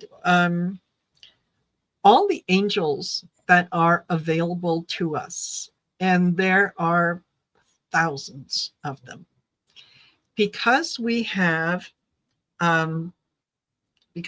free will. They can't just come in and help us out. They have to be asked, or they have to be invited in. So if you are going through anything at all that you find you might need to have some intervention from the angels, actually, I have a list of 100 that I was recently gifted that kind of defines the angel and what their specialty is. So if any of you are interested, send me an email, heartcentertarot@outlook.com, and I'll be more than glad to share it with you so that you can go through it and know which angel you need to invite in to help you through a particular circumstance or whatever it might be. So, all right, just had to say that. And we are at 7 p.m. Central Standard Time. Yay! So those of you in that time zone, turn on your porch light, put a lamp in the window, do whatever you can to make sure that you are shining your light so that you can be the light for others that that want to follow, that want to hear sort of the message that you're sending. And you know, they may not approach you and specifically say, you know, what is it about you? They'll just say things like, I love being with you. You know, you always have such a calming energy. You're, you know, I enjoy spending time with you. And so that's kind of like minds coming together, right? Mhm. Yep, absolutely. And I will also remind you, you can, if you want more information on the Shine Your Light event, let me put this up. So you can go to www.shineyourlight2025.com and you'll get a little more information about some of the people who have joined us in the past, some of the readers, and so on. And if you'd like to support the Shine Your Light event by getting your own Shine Your Light t-shirt. Wait, I'll stand up. I'm going to show myself off. Okay, there you go. Shine Your Light 2025. You can get t-shirts, you can get sweatshirts, you can get tank tops, you can get all kinds of different things. And besides the t-shirts, you can get your own little teddy bear. And you can pick it says Shine Your Light, but you can pick whatever is on the bottom of it. This one says love, light, compassion, and unity. That's kind of what resonates with me. Some of the other ones are be the spark, you know, be the change in the world, whatever. Anyway, it is a fabulous, fabulous gift, not only to give to yourself, but to also think about a new child who has just come into the world. And wouldn't it be lovely if they grew up with the energy of you're special. You are a divine being here with a purpose. So shine your light. Be your best self. Right? So you can get those on, or did I put it up? No. You can go to Heart Center Tarot in the especially on YouTube. If you go to my channel on YouTube and click the more button after the three little dots, scroll down and you'll see it'll say merch shop or something. So that's that same link that'll take you there. You can take a look and see what's available. The best part for those of you that are especially in the US, the best part is because I'm located in Canada, all the prices on there are in Canadian dollars. And right now, the US dollar is at least 30% higher than the Canadian dollar. So it's like you're getting 30% off, basically, right? So go on there, check it out. The quality of the merchandise is really good. And you put your order in and they'll ship it out to you. The only thing that I will say is that the t-shirts maybe go up a size because some of them are fairly true to size. Some of them, depending on the material, can be a little smaller. So if you go up a size, it's a t-shirt, right? You don't necessarily want it to be super tight. So there you go. I've done my my little thing on here on my schedule where it says website and merchandising. Well, I can't wait to get my mug. I ordered it, I think, about 2 months ago, and so Oh my hopefully it'll gosh. get here soon. I'm in Mexico though, so yeah, it might take a little longer. We're leaving next month, so I'm fingers crossed that I get it in time. Yeah, absolutely. Yeah. And okay, you're leaving. Where are you going? Well, for now, it's South Korea. We'll see how that goes. So Oh that's the wow. one place that's not having a Pluto return. I did a little bit of a deep dive into. So I'm actually offering astrocartography on my channel right now because Gerald of Tarot Stash encouraged me to really do a deep dive post my Pluto return, deep dive into the United States and what's going on and why all of these things are happening. And Yes. I found out that this is a Pluto return for the Americas, for basically the entire colonized world. So what happened between 1520 and 1580, 1520 to 1530 being a big time, was that the European colonializations took place. And so just about every country that we know today was affected. So they tried to take over those lands, didn't do great for the native populations. And Yes. then they separated from their countries and became their own entity in the late 1700s. And so that was like 1776 for the United States. Go back 248 years. Yes. That was 1528. Go forward. That's 2024. So that's what we're going forward in the United States. And like, for instance, Peru, it's 2028. In Colombia, it's all in this Yes. time. And so I went, okay, who's not having a Pluto return? Japan, South Korea, areas of China, but pretty much everything that was colonized during the 1500s is going through a Pluto return. And so I said, okay, well, we can look at that area. We're going to stay light because Jonathan just had his nodal return today. And so it's like, that's when the eclipses hit him. Sending him prayers. Yes. So we're sending him lots of love and light because he's going through stuff. And so I've got his personal stuff on the side here. So I've got to be very mindful. And my spouse is over 30 years older than me. So I've got to really kind of keep his health in mind with these big moves and things. And so we'll see. That's kind of where we're at. I was going to Peru last month until I looked at their chart and went, oh, 2028 is a big year.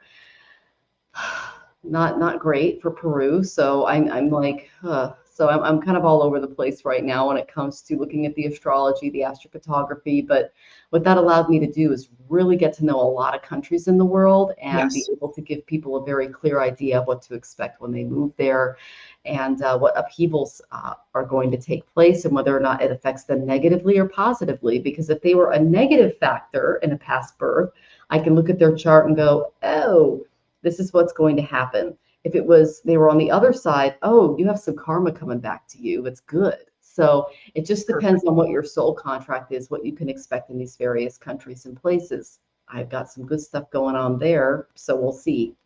But excellent. But like I said, we got some shifts coming and we might not be able to travel because of what's happening. So we'll see. I'm just kind of taking my hands off the wheel and going, I will plan. Like it's all on me, but I know it's all on you, divine force. So that's what we're doing.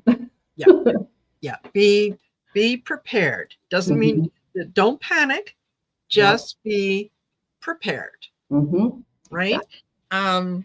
So yeah, and we've said this before. I think we mentioned it last month too. Make sure that you have a little bit of enough cash to last you 2-3 days if you couldn't have access to your funds, just in case, right? Have it in cash on you in your house somewhere so that if you needed to access it, you could, because we're so used to doing everything either online, on our phones, ATMs and all that if something happens and that goes down, what are you going to do? You're going to go to your local branch and say, I'd like to take out X number of dollars. And they're going to say, computers are down, Mm. right? We don't have access. So yeah, make sure that you're prepared for that, that you have, things that, food in the house that, isn't going to spoil. Stock up on some beans, stock up on some rice, that, yeah, those things. And just, yeah, don't panic, just be prepared, right? Yeah. Yeah. And if you have neighbors in and around you that you can talk to and develop a plan with, strengthen Yes. numbers, because Rahu in that third house also represents our neighborhoods, our communities that are in and around us, and how to collaborate and come together as a community when things happen. So Mhm. yeah. Yep, exactly. That I think that is, we do, yeah, we absolutely do have to, have, yeah, be prepared. And for some reason, I'm reminded, it's kind of like, when you're pregnant, and they tell you, maybe at about the sixth or seventh month, pack what you're going to take with you to the hospital. It doesn't mean that you're going to use it tomorrow, but when it does come, you don't have to worry about trying to pack at that moment, right? Mhm. You just move with it. So absolutely. Yeah. And I'm going to welcome Linda. Hey, Linda. I'm here.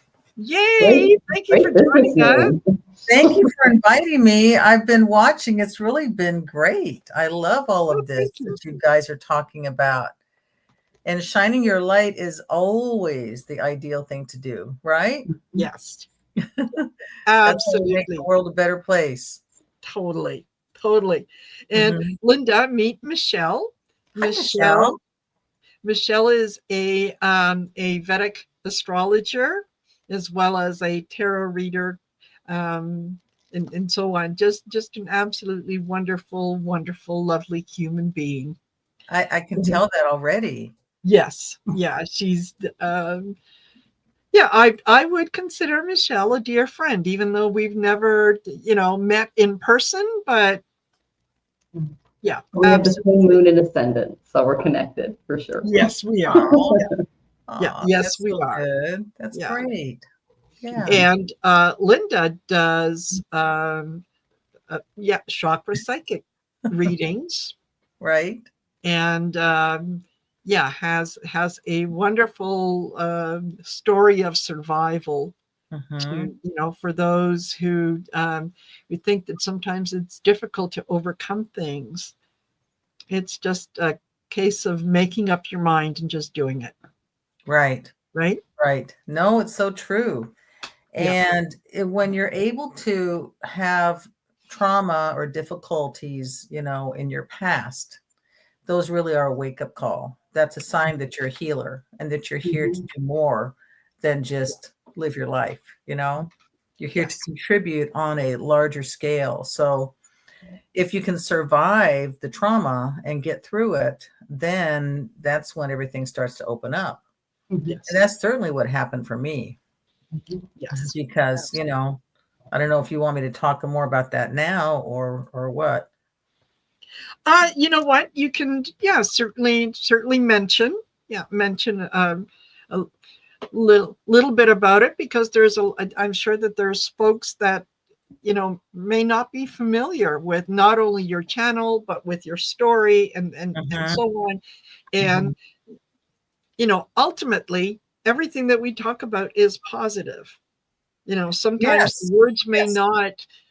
not sound positive, but they really, really are. Right. And so anybody that is watching from Linda's channel, welcome. Glad that you're here. And for the other folks, if you want to go out and check out Linda's channel again, Please go do. go to my YouTube. Go under the post. You'll see I put on there everybody's links to their YouTube pages, so you can go on there, find Linda, And check her out. Do the like, share, subscribe, because it's what we do. Yes. Yeah. Well, So- I thought I would share the message that I got from, I had two very powerful spiritual teachers for many years. And one of them was my Reiki master teacher. And she was a psychic medium, and she inspired me so much. And one time when I was in my process of healing and I went to her, she said to me, the more manure you have in your life, the more you can turn that into fertilizer to grow a beautiful garden. Yes. And when she said that, I went, oh, I've got so much manure. It gave me meaning, it gave me a way to process that. Yes. And in the healing and processing that and turning that into fertilizer, I was able to grow a beautiful garden and create so many things that were really wonderful, that not only helped me, but eventually helped other people. So that, I think, is a message that's important right now, because I know a lot of people are feeling, oh my gosh, what are we going to do now? It seems like everything is going the opposite direction that we want it to go, when really this is the time, as you know, to shine your light. This is a time to figure out who you are. And when you know yourself and you can embrace and accept yourself and then be yourself, that's how you make the world a better place. The more of us that are shining our light, we're going to, brighten everything up and, shed light in that dark. So my healing was because of my mother, watching her suffer from depression, catching her attempting to take her life twice, and then the third time being tricked to leave the house, which is when she did it. And I was just 13. So that whole situation created so much trauma for me, and feeling guilty for not being there and saving her. So that led to my own bouts of depression. And then when I was 30, I had it. It's like, this is it. I'm either going to join her or I'm going to choose another path. And then a little voice came in my ear saying, no, don't do it. And I chose to live, and I chose to heal from depression, and I did it. And that was so exciting, after I was realizing that there's everything that happens to us is there for a reason. There are no accidents. Yep. And you can pull yourself out. You have everything you need within you. And that's where the whole chakra thing came from me, because once I started healing myself, I started getting channeled messages, which I thought was about numerology, but it turned out to be about the levels of awareness through the chakras. And so that's helped in so many ways, where I can read people's energy and know what's going on with them. I have a whole chakra personality profile system that gives me that person's innate energy vibration that they were born with. And it's pretty cool, all the things that came out of me healing myself from my mother's death. And, it's interesting because she helped me from the other side. Initially, she was still depressed. She was still in a really bad place. But after about 10 years or so, when she came back and I was in my worst place, she helped to lift me out of that depression and help me to find the right people. And so it's possible. Anything's possible. You just have to go within and be able to tap into and tune into your own intuitive source. Absolutely. Yeah. And not, sometimes I've heard people say, yeah, well, shadow work. I don't want to do shadow work. That's, that's yucky.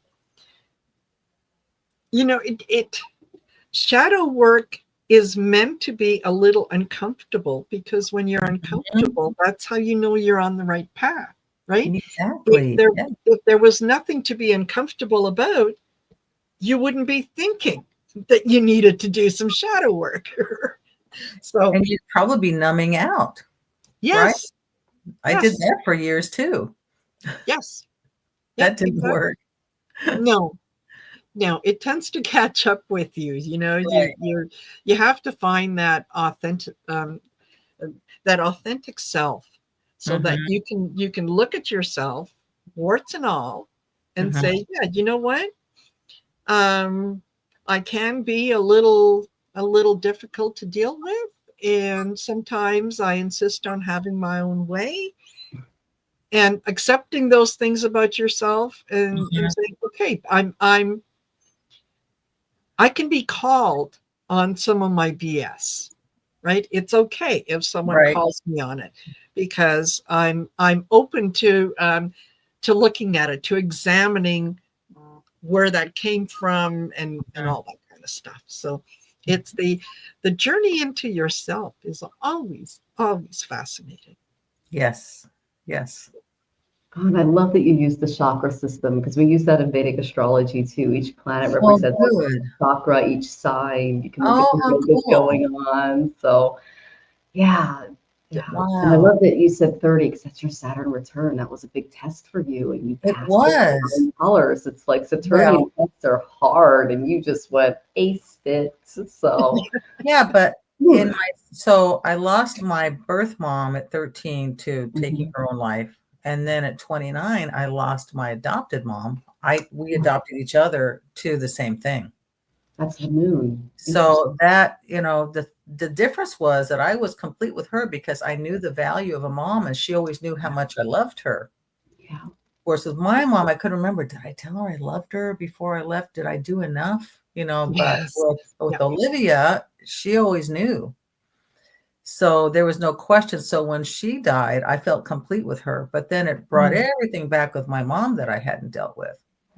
That's a lot of lunar energy. So looking at your moon and where it is with the other planets in your chart, and where it goes in the various Vargas, which are the divisional charts, would be a really interesting deep dive for you, just to kind of figure out what's going on. You're working, and the moon also rules the ajna.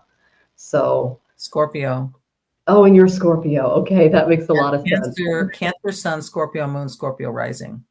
That's a lot of water. With a lot of planets. That's a lot of mom energy. That's a lot of Yeah. that we're working on in this birth. That's incredible. And she had a Scorpio moon also. Wow. So it's hereditary. It comes down. So that's a psychic moon. So that's wow. That means that you feel everything. So it's hard. Yeah, definitely. Wow. But I think something else that's important is we need to understand our own history. One of the things I do with my clients, I have a Heal the Healer program. And one of the things we do is they really write out their life story, their life history. And you get to see the patterns. And so many times the patterns that we adopt are really from our mothers. A lot for us as women, a lot are from our mothers, and then some from the fathers, but it goes back. And so many of us don't know our own parents' history. Yes. Right?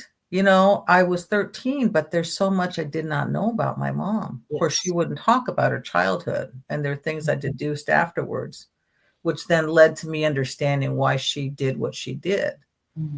But, I think we need to have these conversations with our mothers to find out, what made them tick, what happened, and will they even tell you certain things? Because certain generations, they didn't talk about stuff.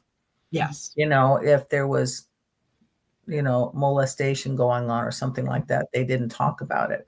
That was the kind of stuff that was hidden. Yeah. So it's interesting to see, what happened with your mother to make them the way they are. And then you can have more compassion for them. And then also release the stuff within you that no longer serves you. And as you heal these things in yourself, you're healing your past and the future. So you're helping your mother, you're helping your children if you have any. And that's what's so nice about doing healing work, is that you're not only affecting yourself, you're affecting your ancestry too. Exactly. And future. and future. And you become an example to those people around you that are currently in your life that maybe going through some things on their own, or may have some questions, and they see you as an example that it's okay to ask questions. Yes. Right. Yeah. And then take it from there. But one of the other things that I'll tell you guys that Linda does is she's been taking dance lessons. Oh yes. And she put up a little video with her doing the cha-cha. And honestly, the weird thing about that was yesterday, I was just watching some YouTube videos. I just kind of had to, I felt like I had to spend some time doing mindless things that didn't require any effort. So I'm just watching these videos, and this one little short video came up, and it said something about, dancing on my dad's 92nd birthday. But okay.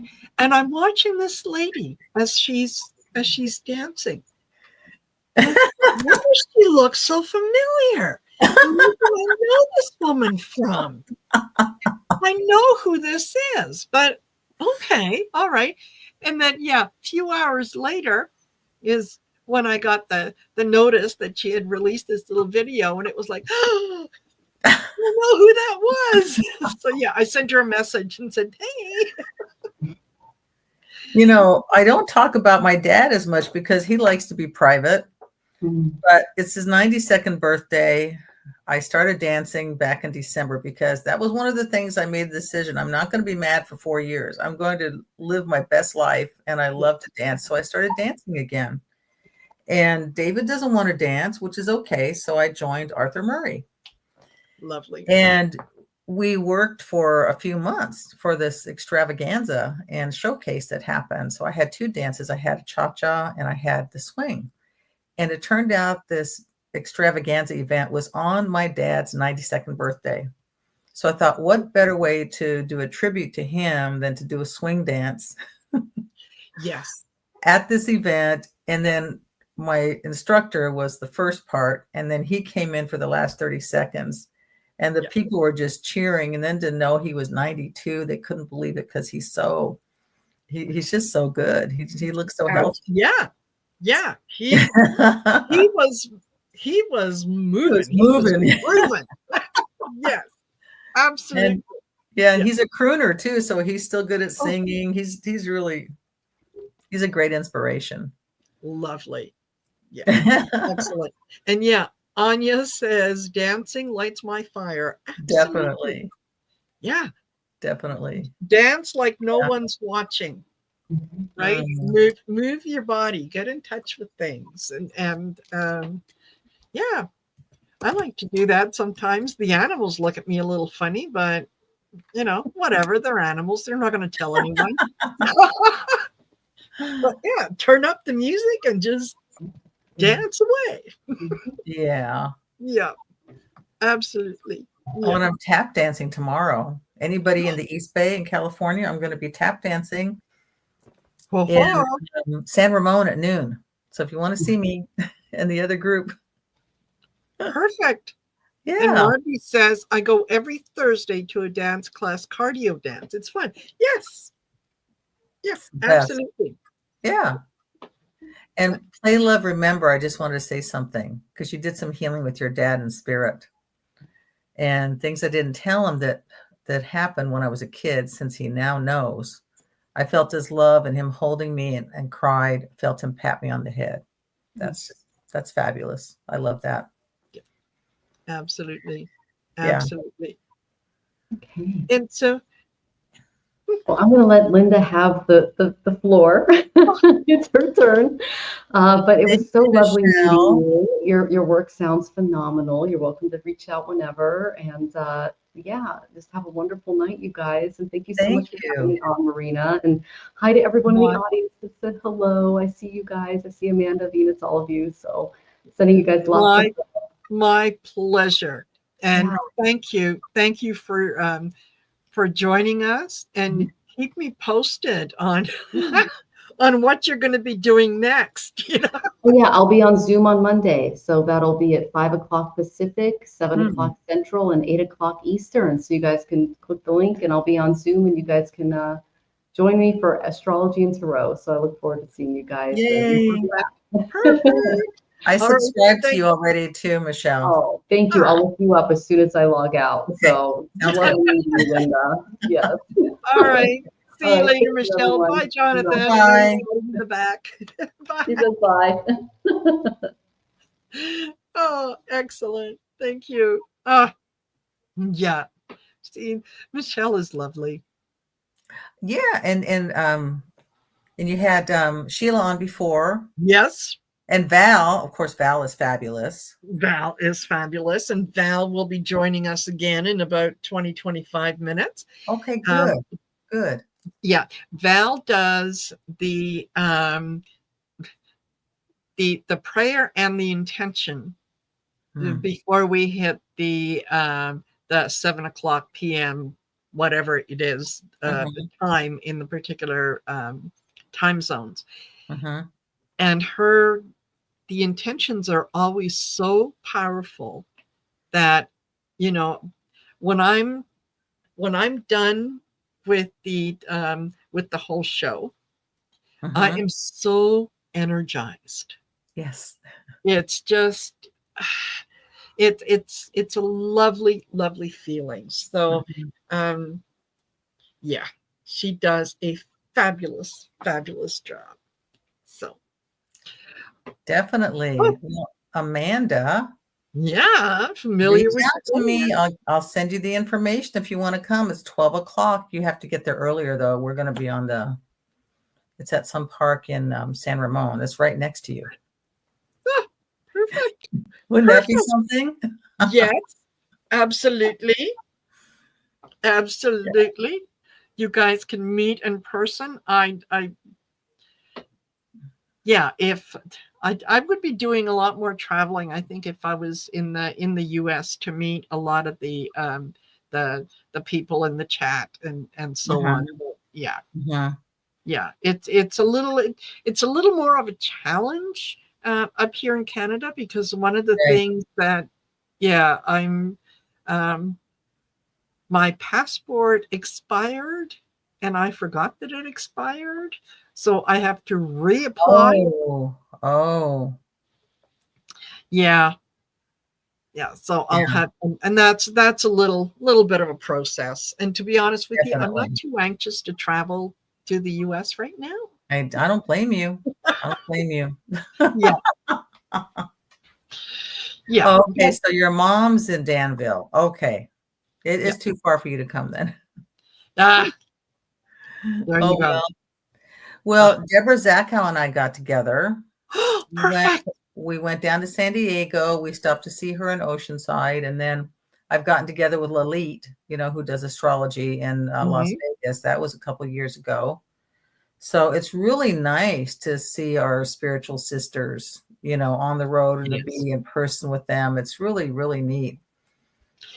It is, because I know that we are all connected, whether we are, in the same physical space at the same time or not. I know that we are all connected, because everything just works so effortlessly.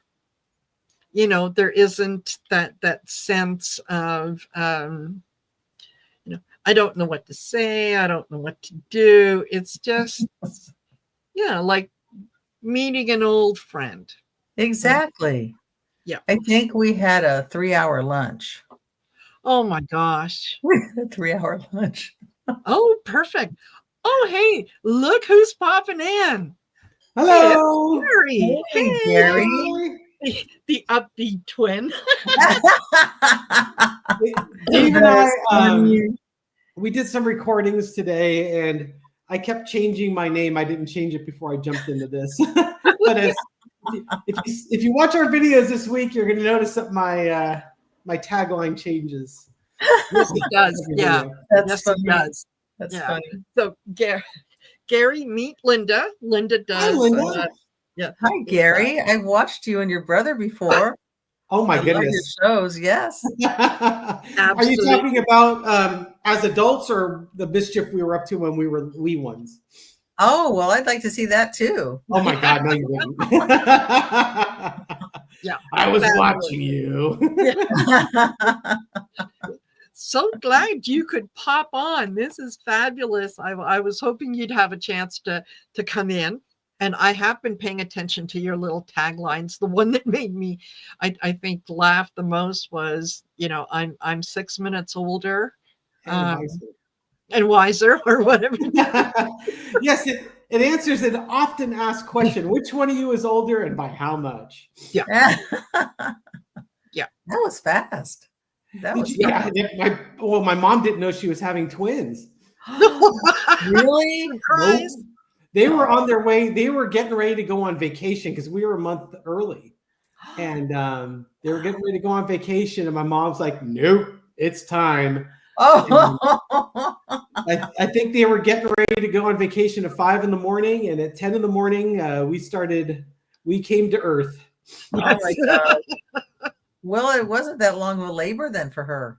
No. And they had the nursery and everything set up for one. So you can imagine the scramble that had to go on at that point, right? Oh my gosh. Yeah. When did they finally get to go on vacation? Yeah, exactly. We took it away from them. They're still waiting, right? They've been resentful ever since. Yeah. For those of you, and I can't imagine that anyone is here who doesn't know, Gary does the Twin Tarot with Gary and David, and David does the Tarot by the Bay. Tarot by the Bay. And we do a show every 2 weeks on Tuesdays, and we call it Taco Tuesdays. Yes.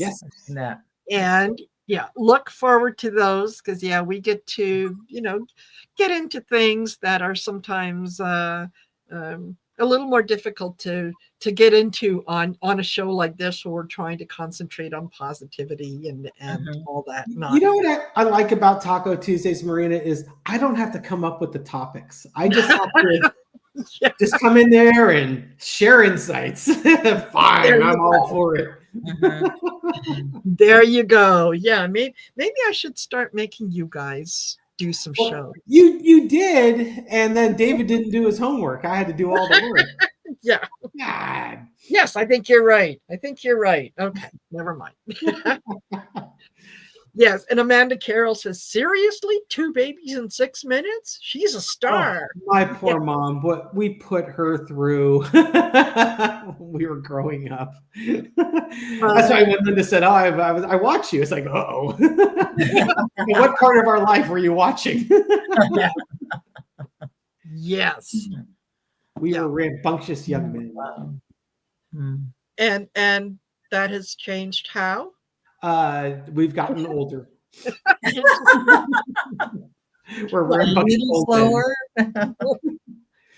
Yeah, but no, I really enjoy when the two of you are on, because it's if you didn't know you were twins, you'd know you were twins because you guys play so well off of each other, and especially the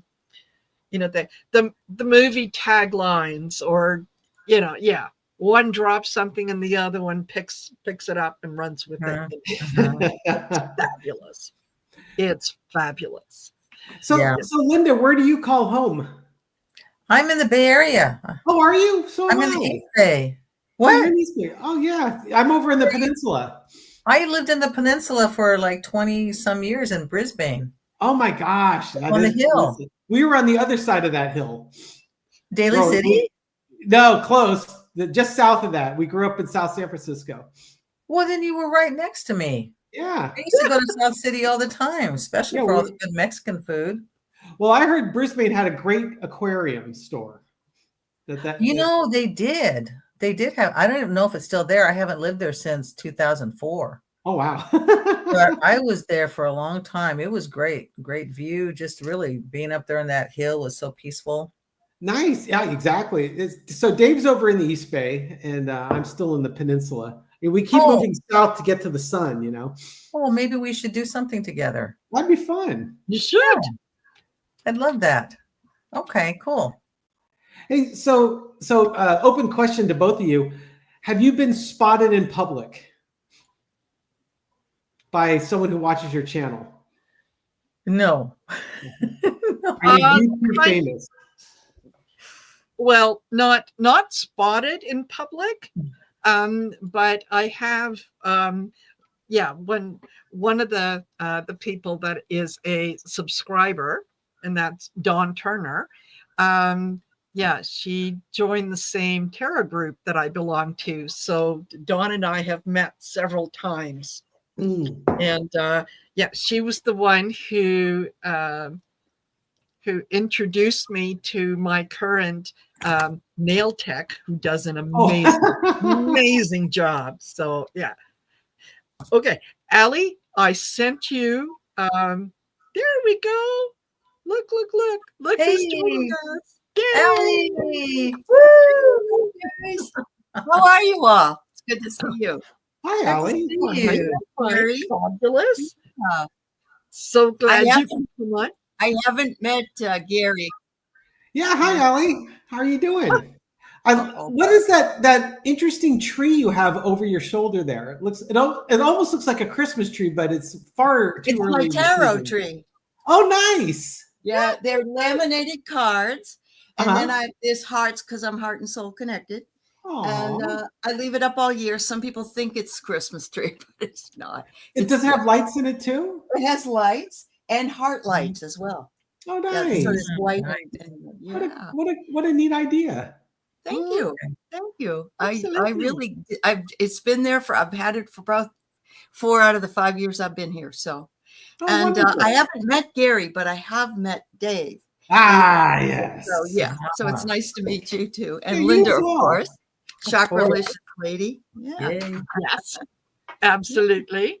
Uh-huh. And Allie, am I losing my mind, or am I overly observant?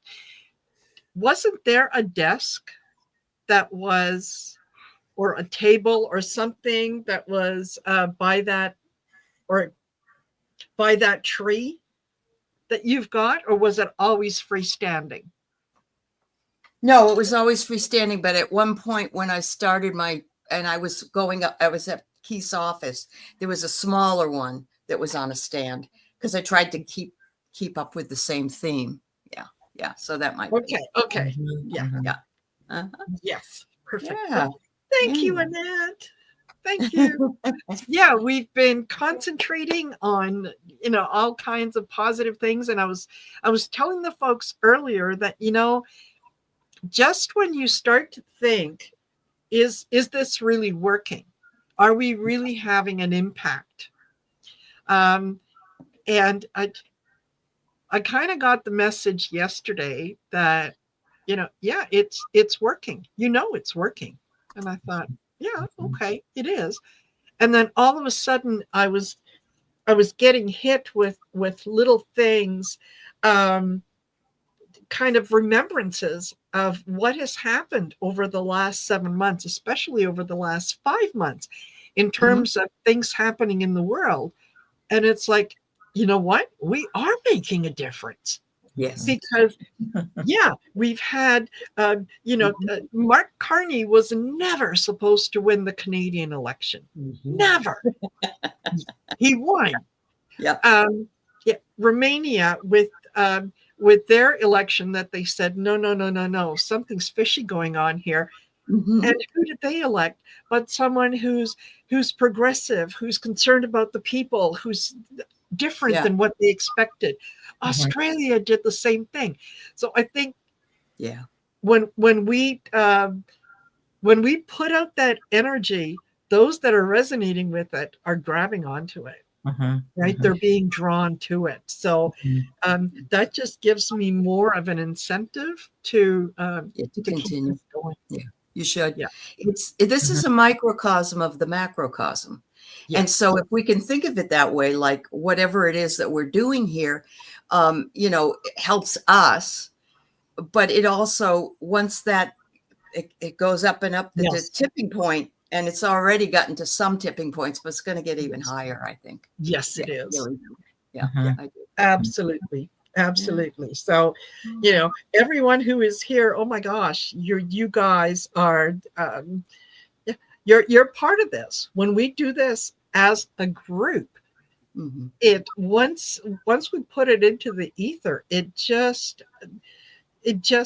expands exponentially. It does. Right? It just grows and grows and grows and grows. And even those people who watch it in replay, it just grows and grows and grows. Yeah. So, You know what's really nice about it, Marina, is that it also brings us together to work with each other, even if it's for 10 minutes. Yes. And it just shows how the community is so cohesive Yes. and comes together for these things, not only on the screen, but in the chat. And, Yes. you know, that's all been owed to you. You've brought this all together. Sherry's idea, you took it up, and we're all here to support you. But it's a fabulous, fabulous way of spending a Saturday, really. Yes. It is. Yeah. Absolutely. I love it. I love it. And I will, I mentioned it before a couple times, but I'll mention it now because you guys haven't heard this before.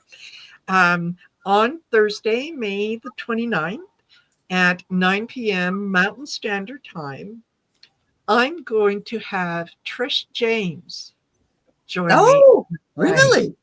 Wonderful. Yes. Uh-huh. I am thrilled. Val is going to be joining me because Thursdays are the messages for Lightworker days, so we can just kind of carry on a little later. But yeah, Trish is a fabulous reader, psychic, medium, very connected, and she's also developed several decks that she uses. Yep. This is predictions deck. And I did tell her. Oh yeah, that's one of the ones that. And I just ordered two more. There's one that she uses that's more personal, and there's another one that she just let out. So I just spent $200 last night. So wow. Yeah, I'll be doing the same thing because yes, there was two decks that I've ordered last week that are coming, and then I have another one that I'm eyeing. So, awesome. Yeah. It's like, look, They come really fast from Australia. That's unusual. She puts them right out there, sends them right along. Yeah. That's great. I think that the first one I think was about 3 weeks for me, and so you guys have a chance to meet her. We'll get a little more information about her journey and whatnot, and what inspires her to put these decks together. And I'll tell you, you may think that the decks are a little pricey, and they are more than your traditional decks, but the quality of the cards is fabulous. Like you're paying for the quality. And plus there's, I think most of the decks have like 78, 80 cards or something. So, they are, fabulous, just fabulous. So, and just waiting on, Val is going to be joining us. And she's going to be doing our prayer and intention before we hit 7 p.m. Mountain Standard Time. Yeah, love when she does those because they're absolutely fabulous. Oh yeah, they are. So, is she?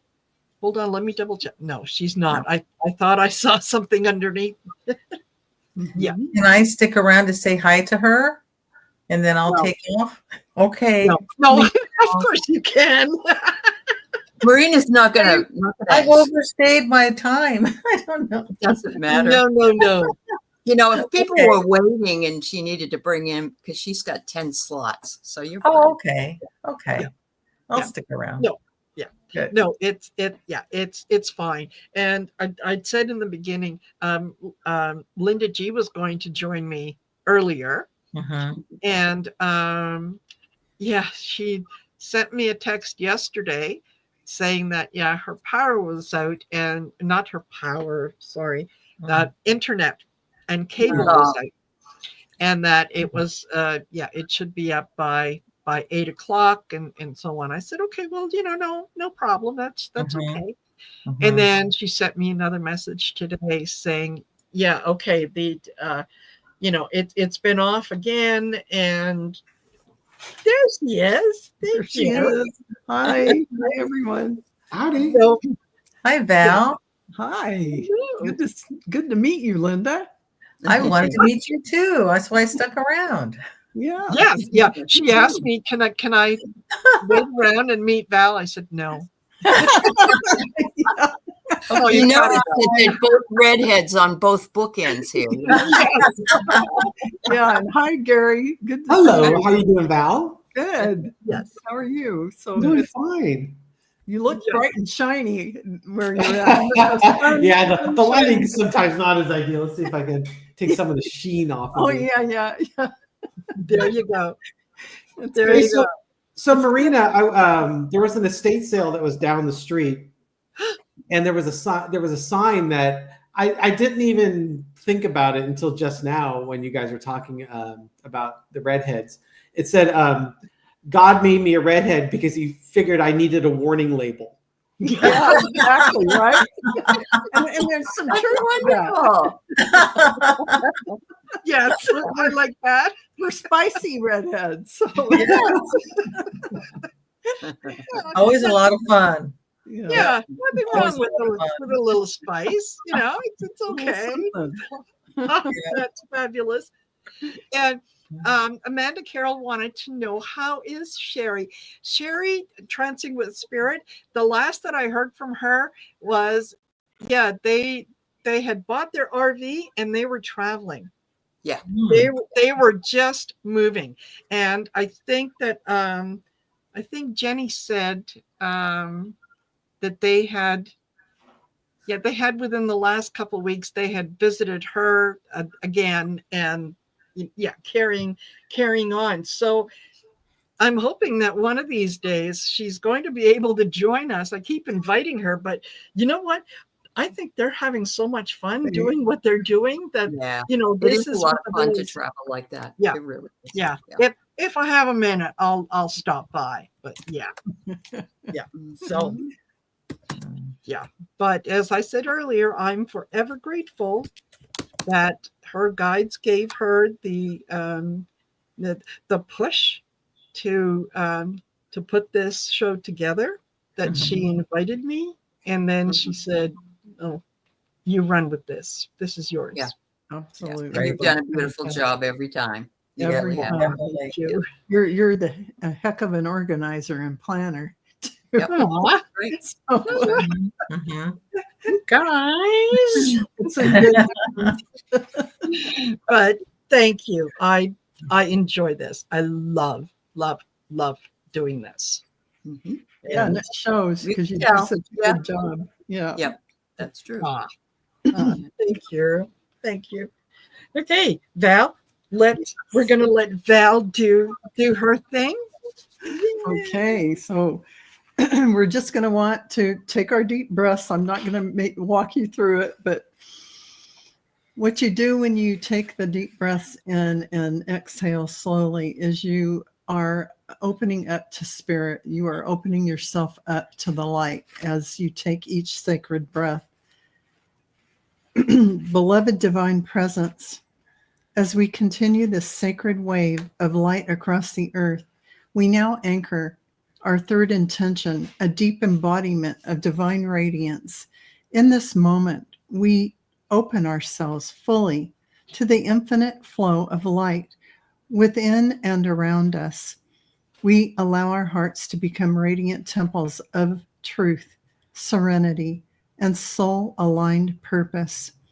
We call forth the golden light of illumination to guide us into deeper remembrance of why we are here, who we truly are, and the power we hold when we shine our lights together as one. From this place of clarity, we activate our shared commitment to be pillars of love, embodied bridges between heaven and earth, awake, aware, and aligned with the cosmic heart.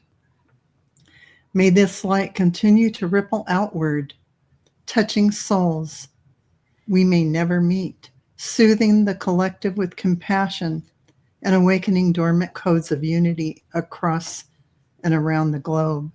Together we hold the field of transformation. Together we lift the frequency of humanity. Together we shine our light. We offer this intention with devotion, with joy and with infinite love. So be it. So it is. It is done. Thank you. Amen. Beautiful. Thank you. Oh. Mhm. Okay, thank Okay. you, Val. Yeah. You're welcome. Ah, And I'll see you on the next one. yeah. Good to meet you, Linda, Gary, Meet you, Val. Ellie, Marina. I'll see Okay. you in Yeah. a few. Bye, Okay. See you in an hour. Yay. Yeah. We're going to have Diana Bowles and Valerie Bradshaw are going to be joining us. Mhm. And then at when we hit the 7 p.m. Pacific Standard Time, so then the next hour, Ramon is going to join us. Excellent. Ooh. Ramon. As will Linda de Gonzalez. And Linda de Gonzalez is going to do the Akashic healing. Nice. And it's kind of, it's a very peaceful, loving closing. Mhm. Nice. So yeah, everybody walks away feeling just fabulous. Yeah. And I know I'm going to be buzzing. So yeah, tonight might be one of those, either have a stiff drink or have Or a hot bath. gummy Yeah. before I go to bed.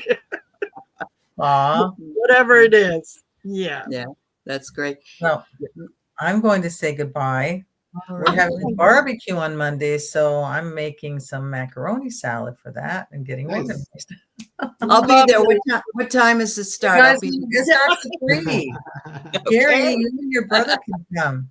There Absolutely. you go. Yeah. Thank Okay. you. Thank you Thank for you so much. Love you guys. Mwah. Love you, Take care, Linda. Linda. All right. I'll Bye-bye. see you next Later. time. Thanks, Okay. Linda. Bye for now. Bye. Wow. And Marina, I'm going to jump off. I'm going to feed my wife, and then I'll probably come back. I'm going to come back on later after we've eaten dinner. Absolutely. Okay. Absolutely. Yeah. All Take right. care, Gary. Thanks, Marina. Bye, Ellie. We'll see you in a little Yeah. bit. Okay. Bye-bye. Yeah. So yeah, I just had come out of the class with Valerie, and actually Donna Marie was there, and Diana was there, and so was Sarah. We were doing our second half of our calibrations class, and Lovely. it was magical. So we even got to find out who our inner child is. So that was fun. Oh, nice. Yeah, I got a Nice. 4-year-old inner child whose name is Maisie, and she wants me to read more. And that doesn't mean like readings. I mean like books. Yeah. Read books. Yeah. Yes. Read books. Yeah. Yeah. Anyway. I get it. I get it. Yeah. Yep. Absolutely. There's no time usually, So Yes. yeah. Yeah. I have a funny feeling that maybe my inner child might be a little bossy. I wouldn't figure that at all, Maria. Mine was wearing one of those sun suits. Did you wear them when you were little? They tied it. They tied here, and it was like a gingham sunsuit, and it was like, okay, yeah, it was fun. Right. But I can imagine you, Marina, with your hands on your hips. You're not playing right. That's not how you do it. It's not fair. Yes. Yeah, it was fun though. So, it was, yeah. So you guys, I will remind you that if you want to support the Shine Your Light events, you can do so by go over to my YouTube channel, and where you got the 3 dots and it says more, click on the more and go down to the merch shop, and you can check out all the merch that is available on there, not only for Shine Your Light, but for some of the other shows that we do. But here you go. I'll stand up again. There. Whoops. Shine Your Light 2025. Right? Yeah. It's very nice. Yeah. Love, light, compassion, and unity. And I wore this out this afternoon, and I actually had a couple people who said, what is that? What is that? Uh-huh. So I said, oh, well, here's my card.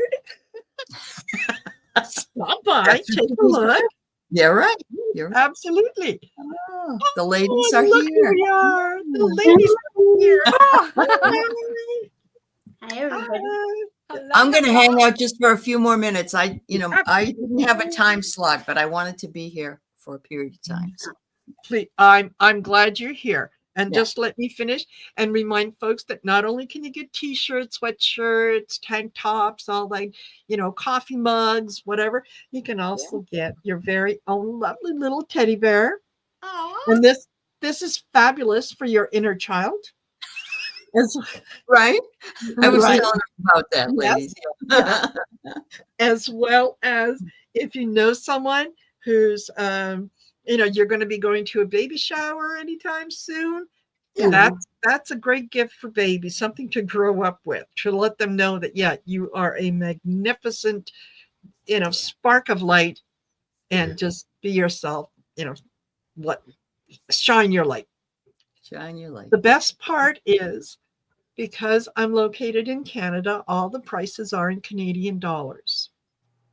So given that the exchange rate is at about 34%, that means it's like you're saving 30%, right? That's true. Yeah. nice job. Because you're buying Canadian dollars, you're paying in US dollars, and all of a sudden, so there you go. Go check it out. And for those of you who already have some merchandise, and I know that there are a good number of you that do, thank you. Thank you for supporting the channel. Thank you. All right. Okay. So how is Diana and how is Valerie? We are awesome. Perfect. We are fixing things. Oh, good. Oh, good. That's obviously some kind of a secret. That's a calibration. How you calibrate. Calibrate. Oh, okay. Oh, yes, Yeah. yes. Uh-huh. We just came from the last class. Yes. Yeah. Yeah. Ah, beautiful. Lots of fun. Yeah. Yeah. Allie was saying, that how She's it was magical. Yeah, Mhm. she's so lovely. She's so excited. Yeah. Yeah. Perfect. Very Yeah. cool. Yes. Yeah. Oh, perfect. It's always So cool to Marina learn. has been here 2 hours and 30 minutes. My goodness, girlfriend. Ooh, Oh, that's a long, but it just kind of goes, doesn't it? It just Yeah. goes. It does. It does. Absolutely. So, maybe I can ask the three of you to kind of, carry on. You know what's expected, you know what to do. And I'm just Gonna gonna go potty. Yeah. You do that, girlfriend. Absolutely. Yeah. You I'll do. be right back. Yeah. Okay. So, Yeah. We have to take advantage of the time when we have it, right? That's exactly. right. Yeah. I mean, it's always cool to learn more, right? We had a class, Definitely. and I think that class is going to be offered again. Maybe. Yeah. Yeah. Probably. Yeah. Yeah. Yeah. Very cool to keep learning. Something different. Yeah. Yeah. Something different. But it's all in the tools in the toolbox, really, ladies, right? And Yeah. it just adds to it. Adds to it. Yeah. It really does. Because my dowsing rods aren't easy to carry with me. And the pendulum always falls to the bottom of the purse. So yes, Denise Fletcher was on in the beginning, and I don't know if you girls were there. We were talking. She was talking early, Yeah. and she said that she was doing this in the grocery store, and that this lady was standing beside her, trying to determine whether she should buy some kind of grocery, and she got the lady doing it. Yep. That's amazing. We're That's talking about Have that chocolate. right. Yeah. And we're talking about muscle testing, everybody, just so you know. And you can do this too, and you can learn this too. And I had a friend that was a customer of mine, and she was a psychic magnetic healer. And she would take me in the grocery stores and show me how to use muscle testing. on what foods were right for you, what wasn't right. Everywhere we went, she used it. So it is pretty cool to know those things, to know, is this for my body? Because your body's the one answering, right? Right. Pretty cool. Yeah. And she developed this sort of thing with the hand, with the fingers. Yeah. She comes on and has done shows on my channel, but she said, you know, you can't always get somebody that does, you know, the pushing down of the arm or whatever it is. Although this is another way you can do. Yeah, that. this one. Yeah, that's what I learned. Yeah. But I like this one is you can do this a little more secretively. That's true. Nobody's looking. I Yeah, thought of this yesterday when I was checking out at the grocery store. You know, pushy people in the self-serve checkout line, and I walked away with a $20 bill stuck and didn't realize I forgot to take my $20 bill till this afternoon. Oh no. Oh, somebody else needed it more. That's what I believe. And that's what I believe when that happens. Yeah. I hate it, but I say somebody else needed it more. Yeah. Right. Agree. Yeah. So I do want to say hi to a couple people who've come in because Marina's just taken a short break. Maria's here and Peace Mama. I don't know if you were welcome before, but the first 2 hours, I don't know, because we were in a class. So I don't know what, but Marina always has so many people here. And Kay Muldoon, I see you here. And Janet, of course. And Charlie. Cash Peters does the muscle testing this week. Yes, he does. He does. Yep. And a good chiropractor does that. Yes, you can ask Diana. She loves her chiropractor. And that's how Pam learned about this whole thing. She's not a chiropractor, but they taught her. So yeah, isn't that great? And Joan Baker. Hello, Joan. Nice to see you too. So yeah. So ladies, I don't know what Marina had you slotted to talk about. Was there something? Astrology, and tonight's the big night where Saturn enters Aries, leaves Pisces, been there for 3 years, but this is the first time in 30 years, Diana, that Saturn is in Aries, and this is a big deal because this is going to give us the momentum. Like we're out of the, I keep saying we're out of the mud, we're not stuck anymore, and this doesn't happen till 11:36 tonight at East Coast. But it's a process. The planet just doesn't move and things change. Although it could, I don't want to say it couldn't. And as that goes on, we're going to see more truths. I really believe more truths are coming through this. So that's that in connection with on Monday is the new moon in Gemini. That's a lot. That's all communication. That's all aligning to the truth. I want to say it that way because Saturn is with Neptune, who is spirit, and as we go forward, they're gonna be together for a while, and they're not going to move very fast at first. But and then of course they'll retrograde. But right now, I believe this is going to bring the truth out in the world. What do you think, Diane? Or the truth in your life too? What's right for you? Absolutely, because so we have the Hierophant. Saturn is the Hierophant.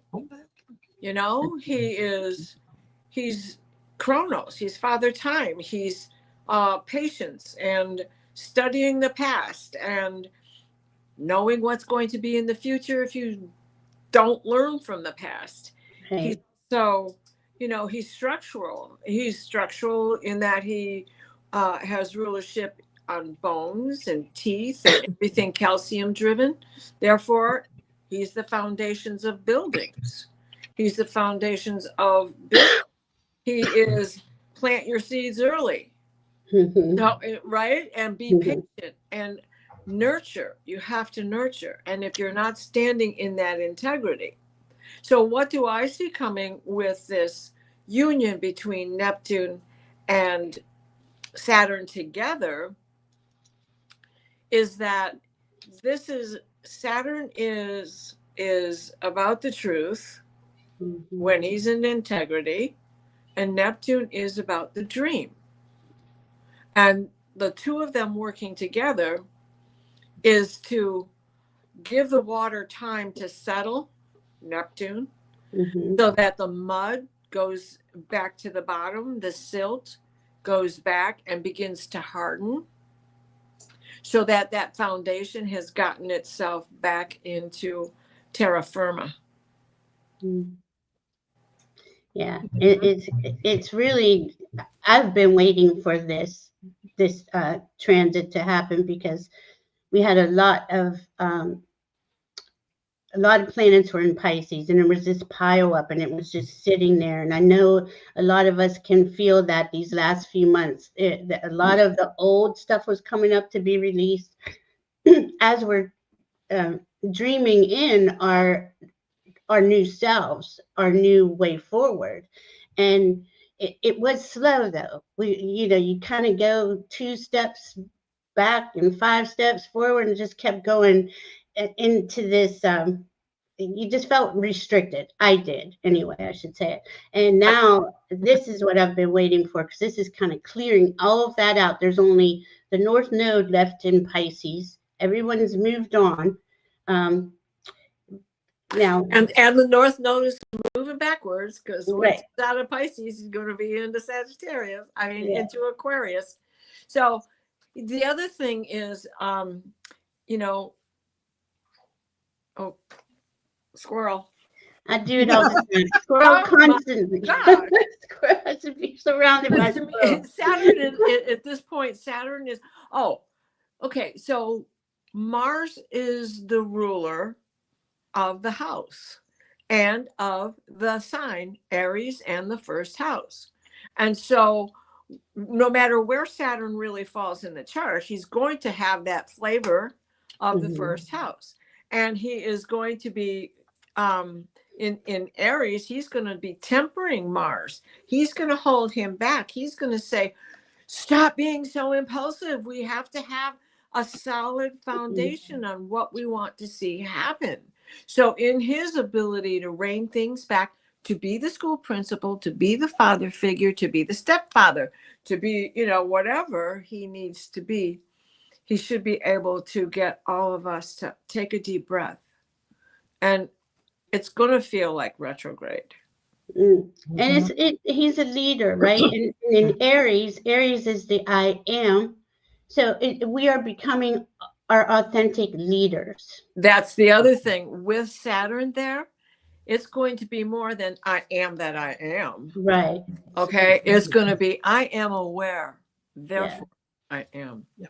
Right. I like what you said earlier, Valerie, about truth and things coming out. And I've noticed that over the last number of weeks. I don't know if you guys have picked up on it, but more of the world leaders are speaking out.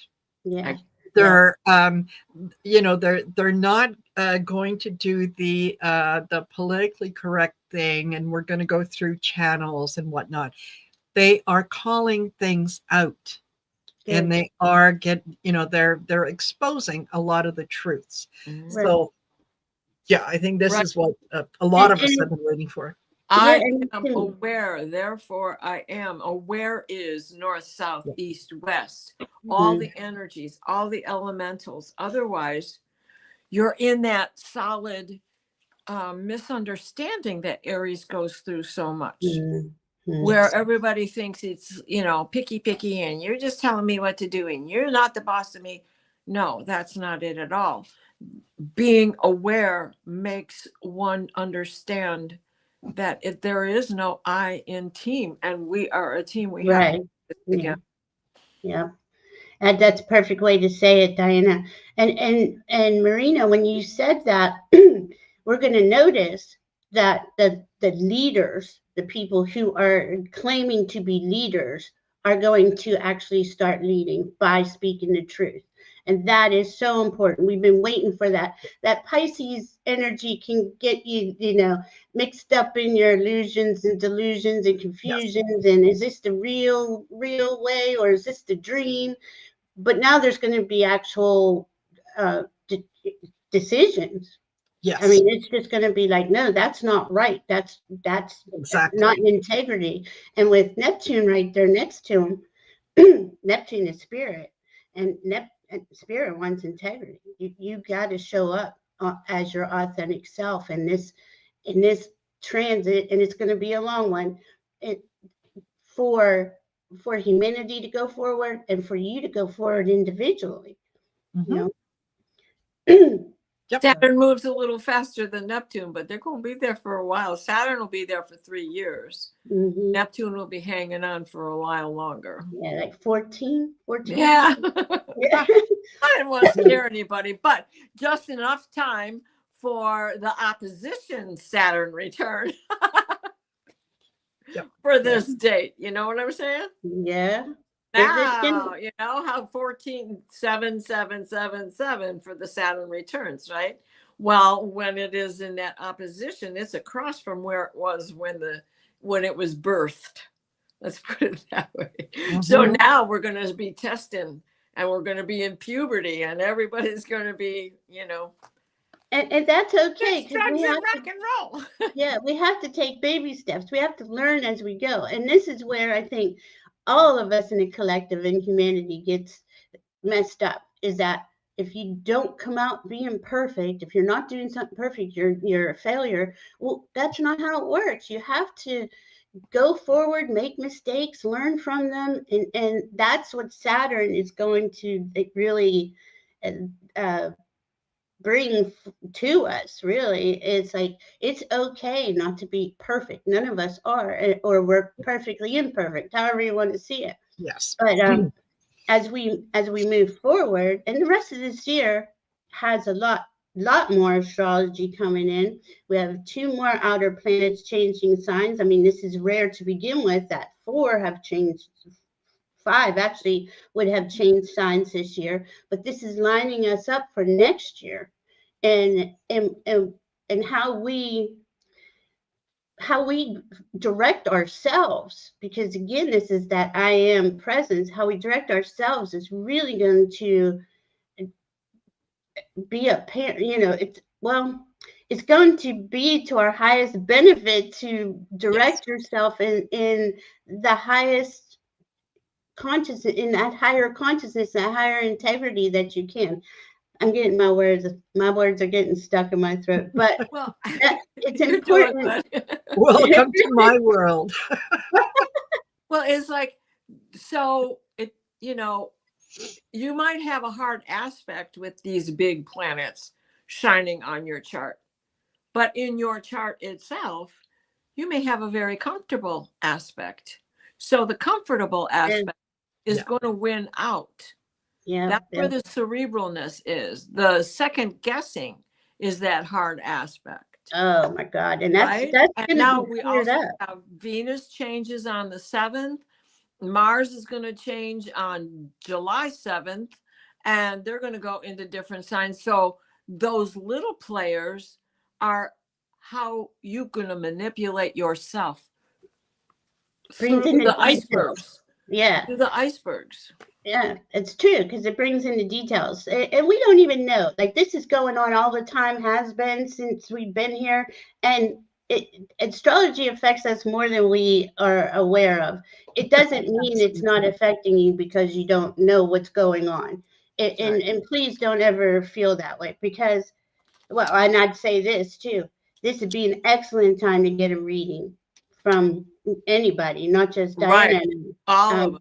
Every single one of us. And this is going to help you plan out your next best steps, which is what astrology to me does. Like, if you get a reading, it helps you to align with the energies that are powerfully impacting your chart.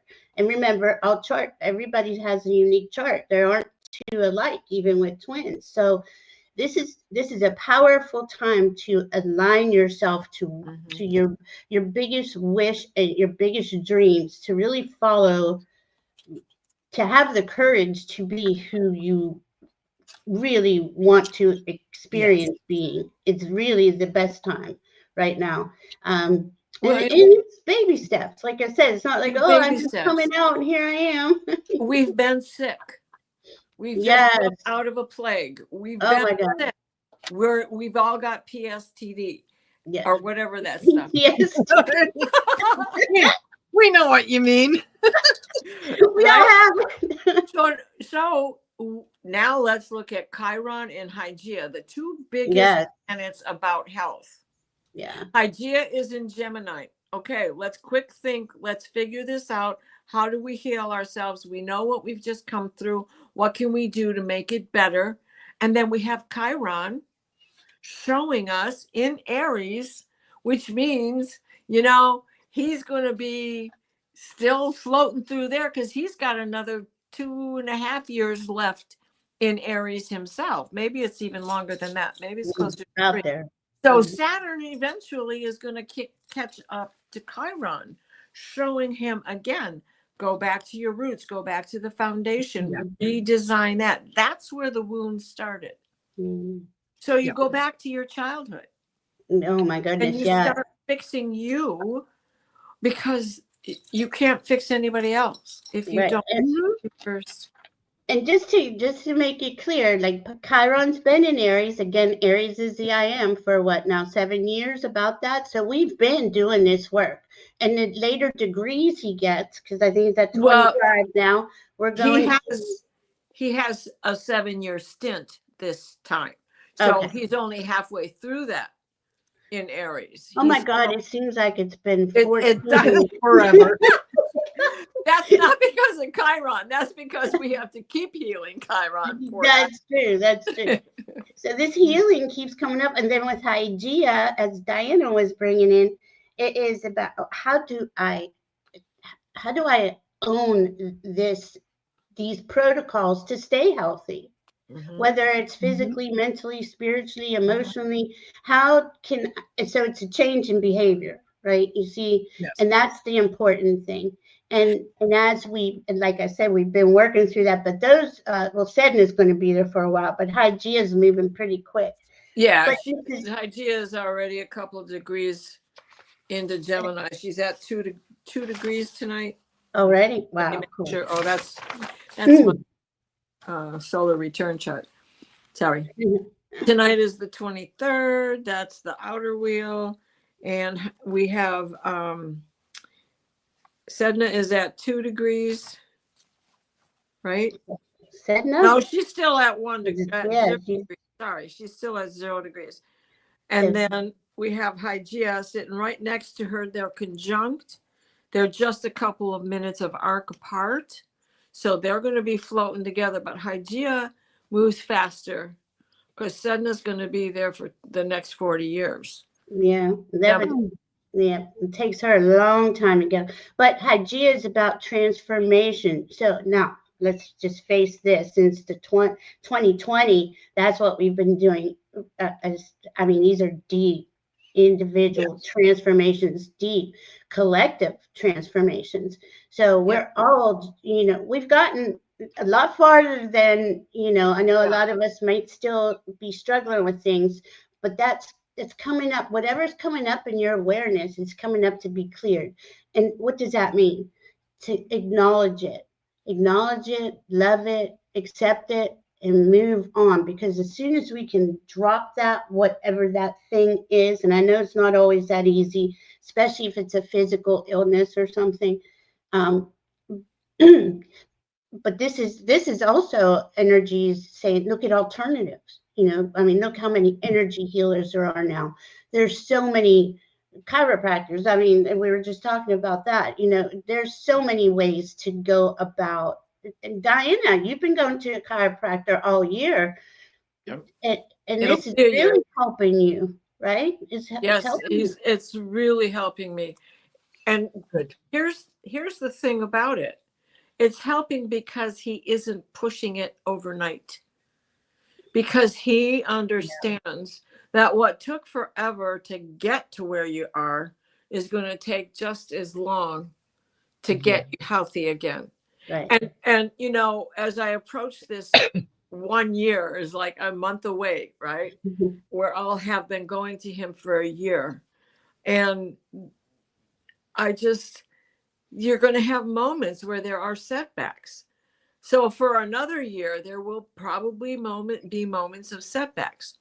Now, I'm triggered by the sun. Everybody knows that because you've all heard me talk about it. But there's so many other people out here who have fibromyalgia or other things where it is stress that triggers it, which is related to the autoimmune issues that all of us have that we don't understand, because Right. nobody will identify it anymore because, oh, that's just a blanket. We can't just it's not a blanket and it's not a bandage. It's what you did to the earth to get us in this position to begin with.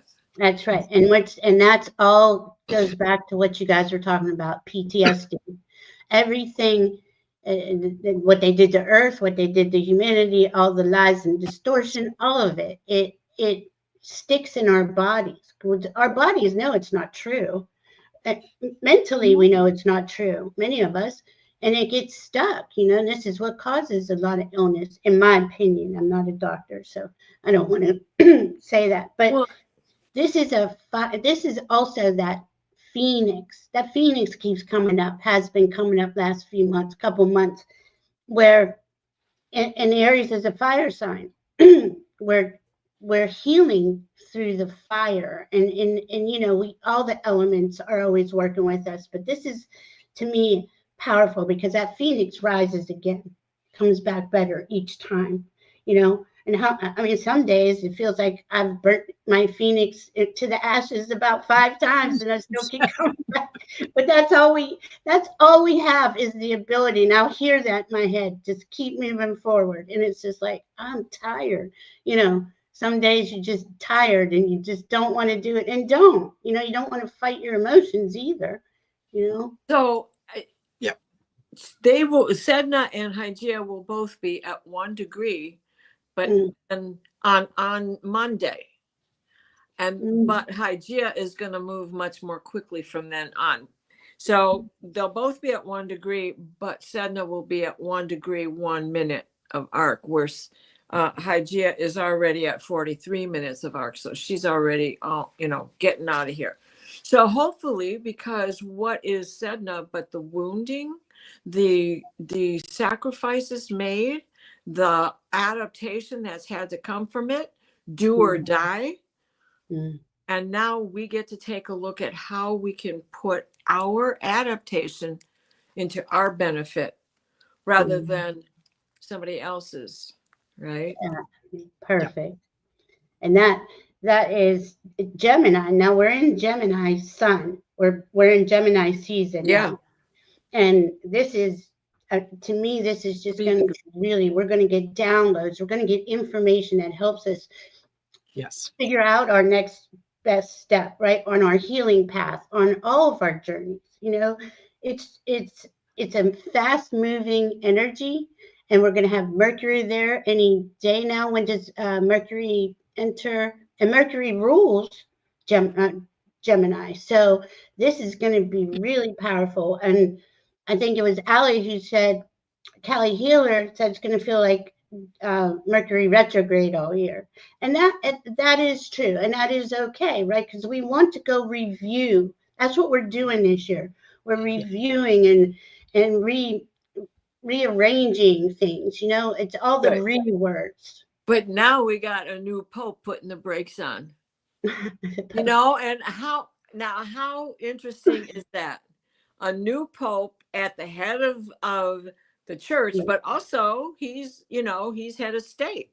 And so we've got him there, and we've got the Hierophant just entered the head of state. Aries.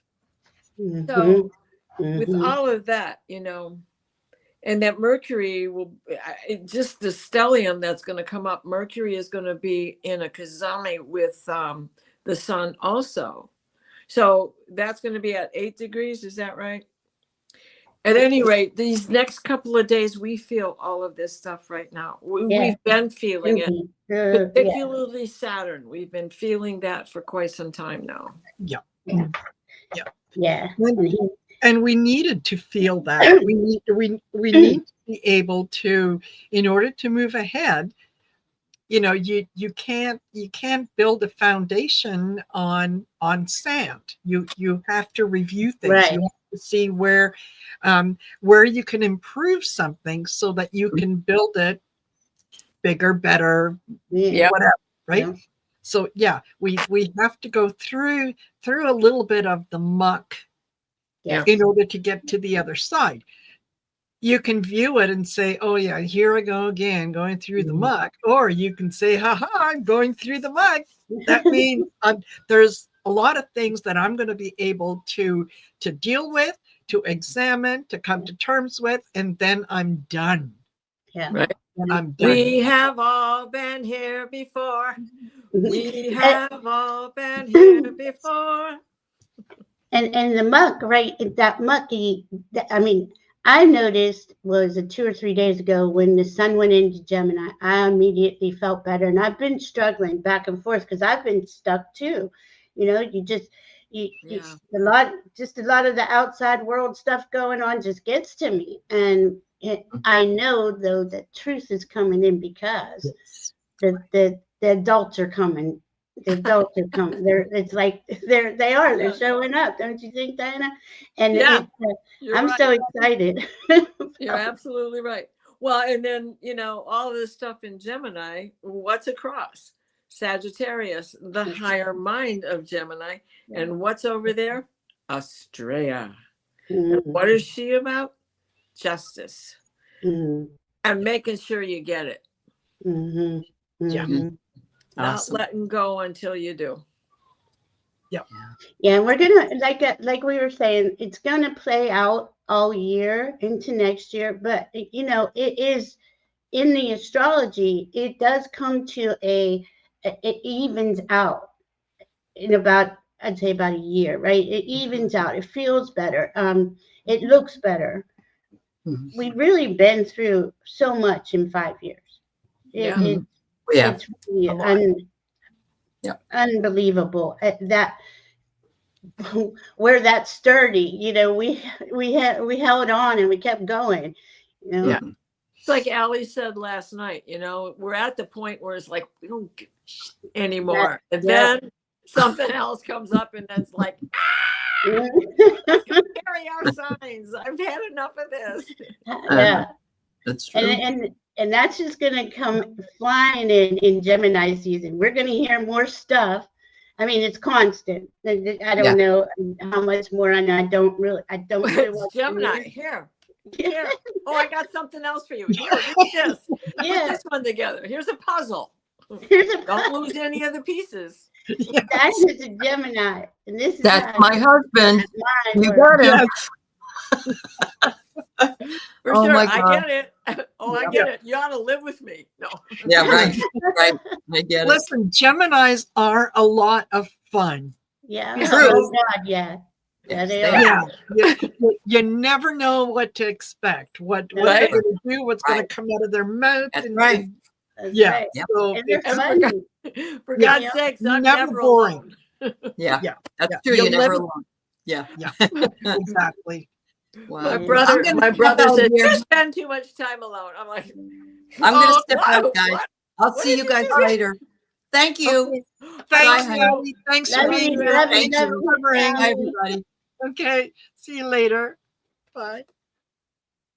Yeah, it's like, are you nuts? What world? Where do you see me?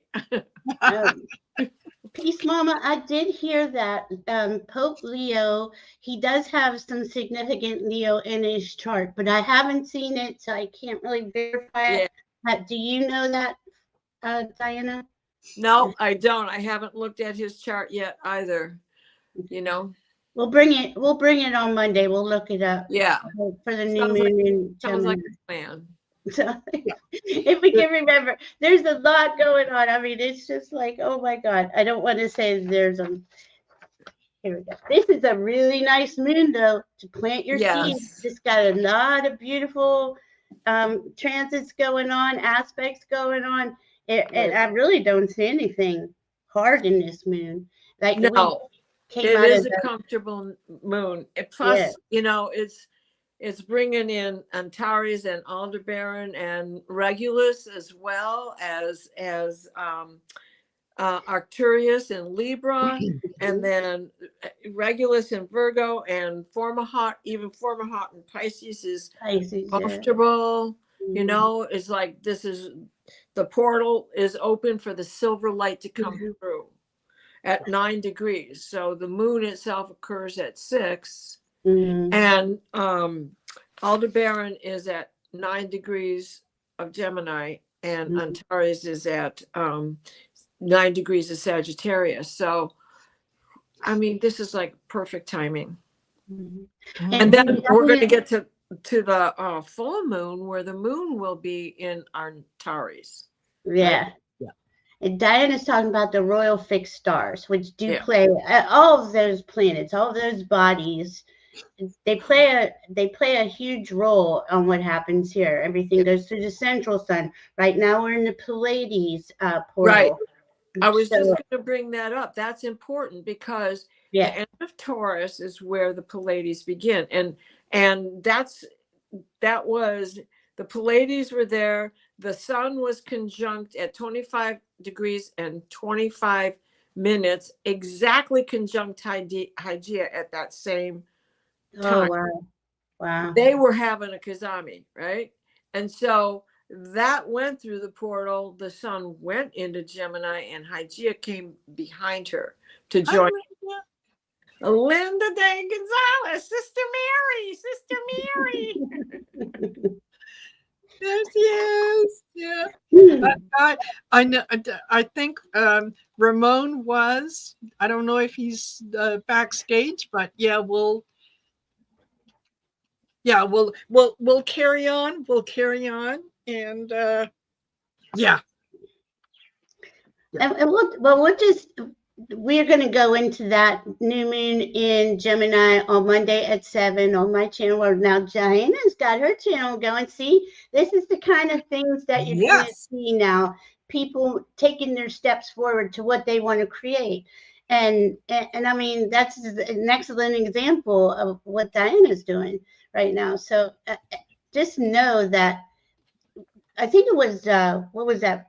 The full moon was in Scorpio 2 weeks ago. Now that was tough. And we said it was going to be the last birth pains, you know, that the last pushing. And it really was. It was, it's deep when Scorpio's involved. But we've now been here, in labor for 9 months. And now we're in Gemini. It's like, it's fun. It does feel fun. It feels much better. And, it's time to have some fun. It is time. That's what I wanted to move on from. Yeah. Absolutely is. Oh no! Don't bite your tongue. She's hungry. Let her eat. I'm actually having some chocolate because girl, yeah. You know what? I find that as my energy gets higher and higher and higher, I kind of start to feel off. And somebody, no, not somebody, it was Colleen, the cool crone, who told me one day, as I was feeling like that, have some chocolate because it helps ground you. Oh. So I did no research. I took her at her word, and I always keep chocolate when I'm, especially for the Shine Your Light event, because it's so long. many wonderful energies come in. Yes, that's what it is. It's not so much that it's, you know, it's a long show. It's the energy that is just whoa. I love what Mary Starshine says. Chocolate was created by angels. Oh my God. Right? Absolutely. I love it. Absolutely. Mexican angels. Or a little Swiss Miss. Her with her that too. Yeah. And they, yeah, I think chocolate did it not originate in Mexico? Because Yeah, that's right. Yeah. Mhm. Yeah. yeah, the Mayans were making chocolate or hot chocolate, whatever. Yeah, they used to drink that a lot. Yeah. Yeah. Spicy. Yes. Spice it up with hot peppers. Spicy. Yeah, spicy chocolate. Yummy. Now you got. Now I need to get chocolate. I don't have any chocolate in the house. Oh my God. And You you know, just went to the grocery store and you I didn't bring did. it home? I didn't. I forgot all about anything chocolate. Oh my God. Well, Oh, wow. yeah, that's usually one of the top things on my list. Is it has to there has to be some chocolate or something sweet in the house that I can have quickly. yeah. You know, chocolate pudding, whatever. Yeah, chocolate. That I was at the grocery store earlier today and I picked up 2 bars of these Arrows. This one is mint, and the one that I was just having is tiramisu. Yeah. Yes, Yes, I'm going to have to be looking for some of that. absolutely. I just Linda, use sugar. What? what Yes. did you go to Indigo? Did you get the I haven't bread had yet? a chance yet. It's been the week from hell. Well, no, that's not true. It's just been really busy with all kinds of stuff that happened. So I have not yet had a chance to get to Indigo. I was planning on doing it today, and somehow the day got away from me. I guess know. it was the 2-hour nap. Absolutely. I don't know how it happened. It just sort of all of a sudden it was 5 o'clock, and I was like, oh. Yeah. That's how it's been. Yep. Yeah. Oh, that was a good movie, Water for Chocolate. Oh. Or the movie, or was that the movie just Chocolat? I can't remember, but there was, I believe, a movie called Water for Chocolate. Yeah, it was. Yeah, and there was actually Chocolat, and that was good. Yeah, it was. Yes, it was. Wasn't that about? Yeah, a girl that was the same kind of gypsy at heart. Yeah. Yeah, and Yeah. she was just. I have to go. I'm gone. I'm out of here. Bye. See ya. Yeah. Totally. Gotta go. Totally. And I love. Sorry. White chocolate, Janet, I'll tell you, is I was told a number of years ago, good number of years ago, and it turned out to be very true, at least for me. White chocolate, white hot chocolate. If you have a migraine and you have some white hot chocolate, it seems to take it away or lessen the severity or whatever. I don't know how it works. I don't care. I just know that it works. Right. Yeah. Somebody was in the chat, and I'm sorry, and the names went by. That there's magnesium in chocolate, which is really true, and that's probably what does it. You know, the magnesium really helps. Yeah. Perfect. Okay. Absolutely wonderful. Yeah. Yes. White. Well, I know white hot chocolate. Yeah. So I would assume that white chocolate might have the same effect, but I know it was white hot chocolate, and I make sure that there's always some that in white hot chocolate that I can make very quickly if I start to get with the with the headaches. And if I catch it in time, boom. Yeah. You know, I think my mother just came into chat because I just saw a comment go by that said, "What's going on here?"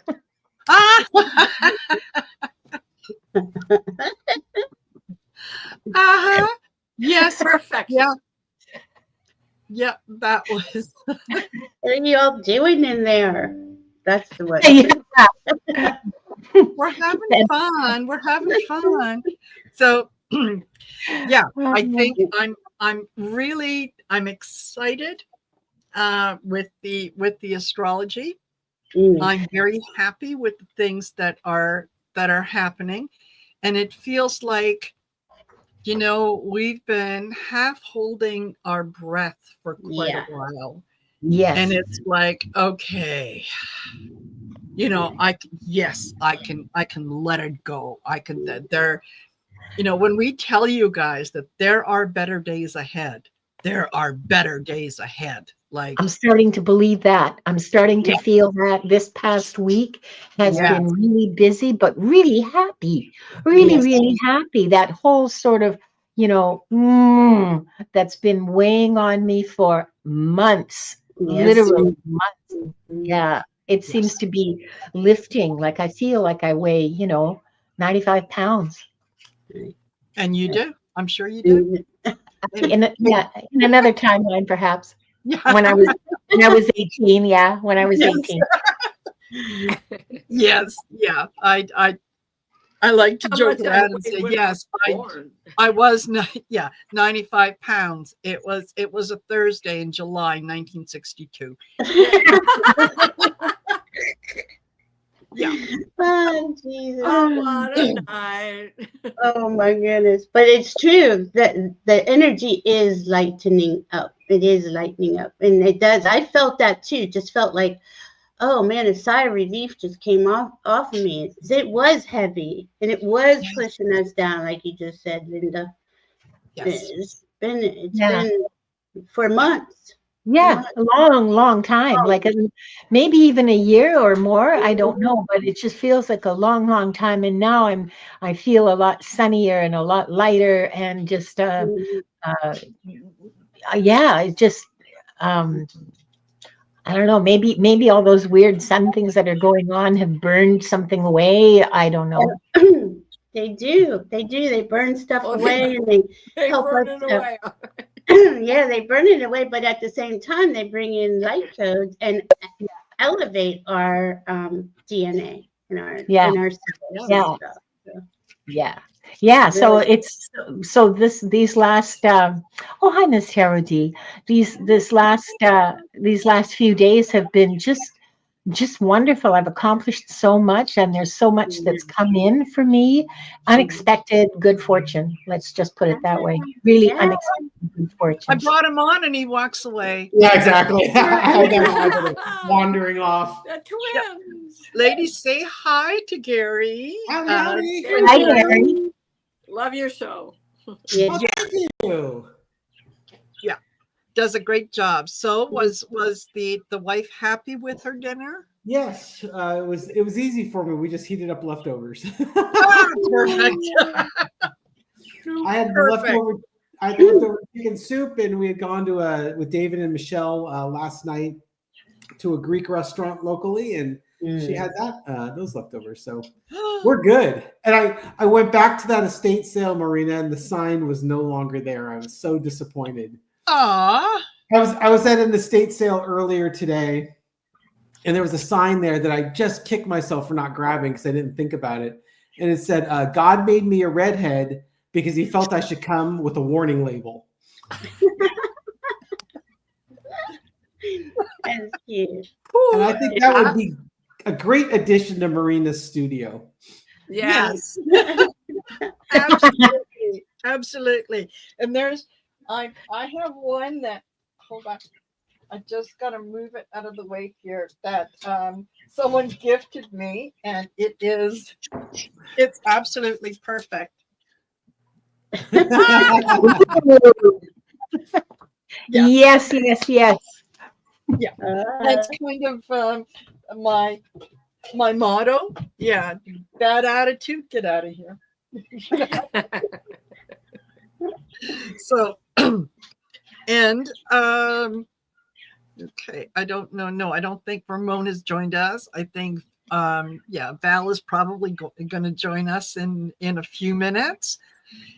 And so what you missed, Gary, was the Valerie and Diana have been talking about the astrology and how the things are moving. Truth is coming out. You know, we're things are getting better. So, you know, all the times that we say, no, there's, you know, there's something to look forward to. Yeah, good things are coming. Yeah. That's good to hear. Yes. Really. We need a change in direction, because if we keep going the direction we're going, we're going to come looping around to the truth anyways, right? Right. Well, you know, the Hierophant has just stepped into Aries, so. Is that when he stepped in? Because I could smell it from here, and I was wondering what that was all this time. Yes. Yes. Yeah. And Dawn says, yeah, you missed a huge talk about chocolate. Oh, Oh, that I'm very sorry I missed. Yeah. About how you always have chocolate on hand. Because and yeah, B, the Why benefits of chocolate. Yeah.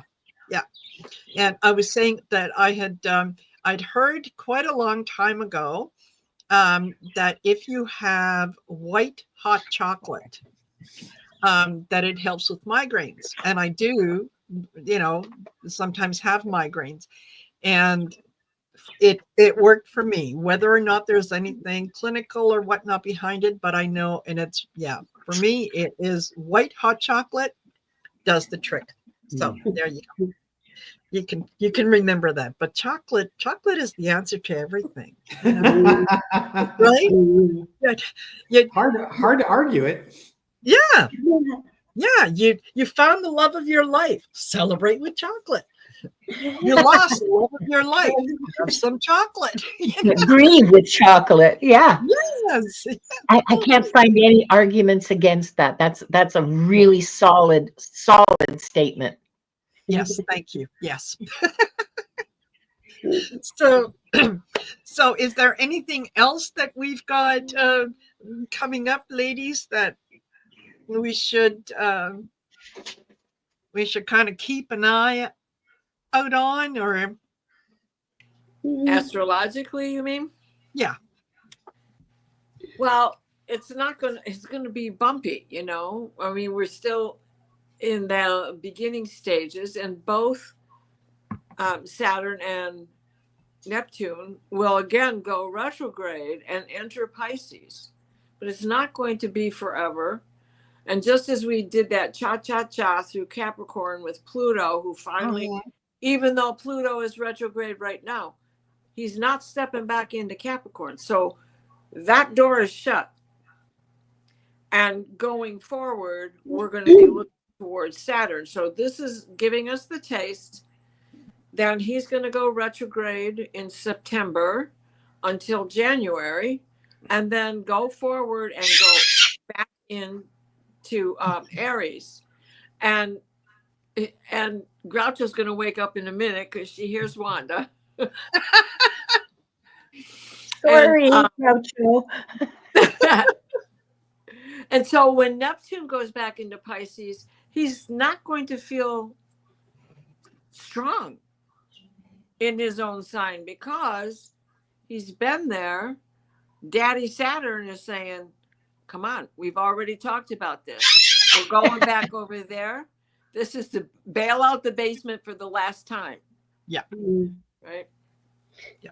Perfect. And tonight we have, well, the next couple of days, I think it goes on until the new moon on Monday, where Mercury is conjunct Uranus. Now that's anything can happen. That's outside of the box communication. Yeah. So we should hear some craziness going on. And I don't know if we could get any more crazier than it has been. I wonder where it's going to come from. Can I make a prediction? It might be psychic. Right. Yes. Yeah. And that squawking sound in the background is Linda de Gonzalez's bird. Or she's snorting because she's famous for snorting too. No, I'm not. It's not me snorting. That's Wanda protesting. I'm going to go get her. Hang on a second. Okay. Right. Hello again, Val. Hello. Hello, everyone. How are you? I'm back. Yes. Yes, you are. You're back. And that is fabulous. Yes. So yeah, I was saying after you left, oh my gosh, yeah, you always do such a good job. Oh, thank Yeah, you. I kind of went a little higher energetically, and yeah, I had to have some chocolate to Oh yeah. ground myself. Oh yeah. Absolutely. Absolutely. Just love how those two things go hand in hand. Yes. I wanna take Absolutely. fire. Yes, totally. Totally. Yes. There you go, folks. Say hi to Wanda. Hi, Wanda. I wonder. So cute. Yeah. Oh my God. So, I have to show you guys this. I don't know if you can see it, but we have a beautiful Merkaba in the sky. Oh yeah. oh my gosh, yes. Wow. Look at That's that. right now present. Oh my gosh. Look at that. Perfect. Wow. Isn't Yeah. that beautiful? I get a bigger one. Yes. Wow. And Saturn is only an hour and a half away from going into Aries. I'm so excited. He's at 59 minutes of arc, so he's almost through the door. We're getting there. And last night on the show with Ali, Merkaba come up at the end a lot, like for us to be in our Merkaba state. Yeah. You know, Yes. As we were drawing cards, right? I forgot. Those things don't happen by accident. Right. They happen for a reason. Yeah. Can't make it up. How many days do we say that? Yes. I wonder what the kids that are being born right now, what that's going to, what's that going to be like for them?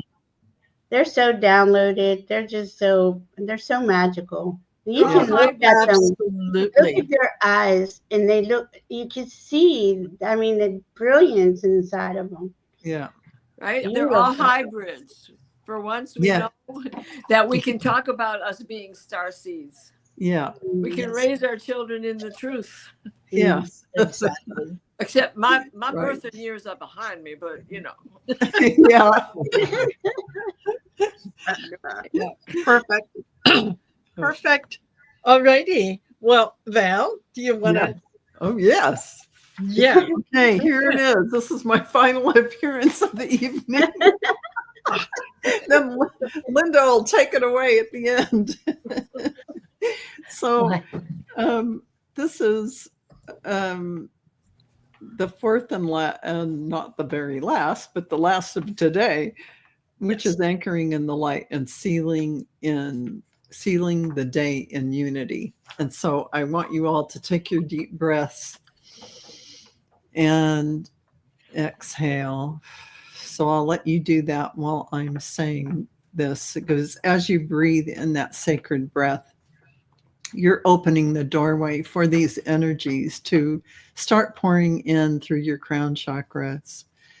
Beloved source of eternal light, as we reach this final wave of the Shine Your Light event, we gather as the circle, as the closing circle, radiant flame completing the sacred wheel of intention that has spun across the earth today.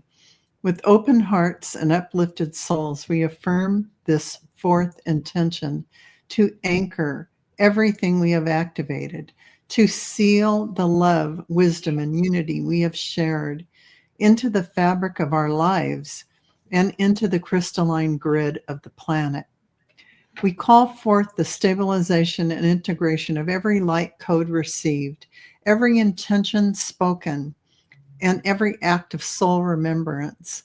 May the light we've shared continue to rise, moving through timelines, land, and generations. May it awaken those still searching, comfort those in need, and unify those ready to serve the greater good. We are the anchors. We are the keepers. We are the divine light embodied.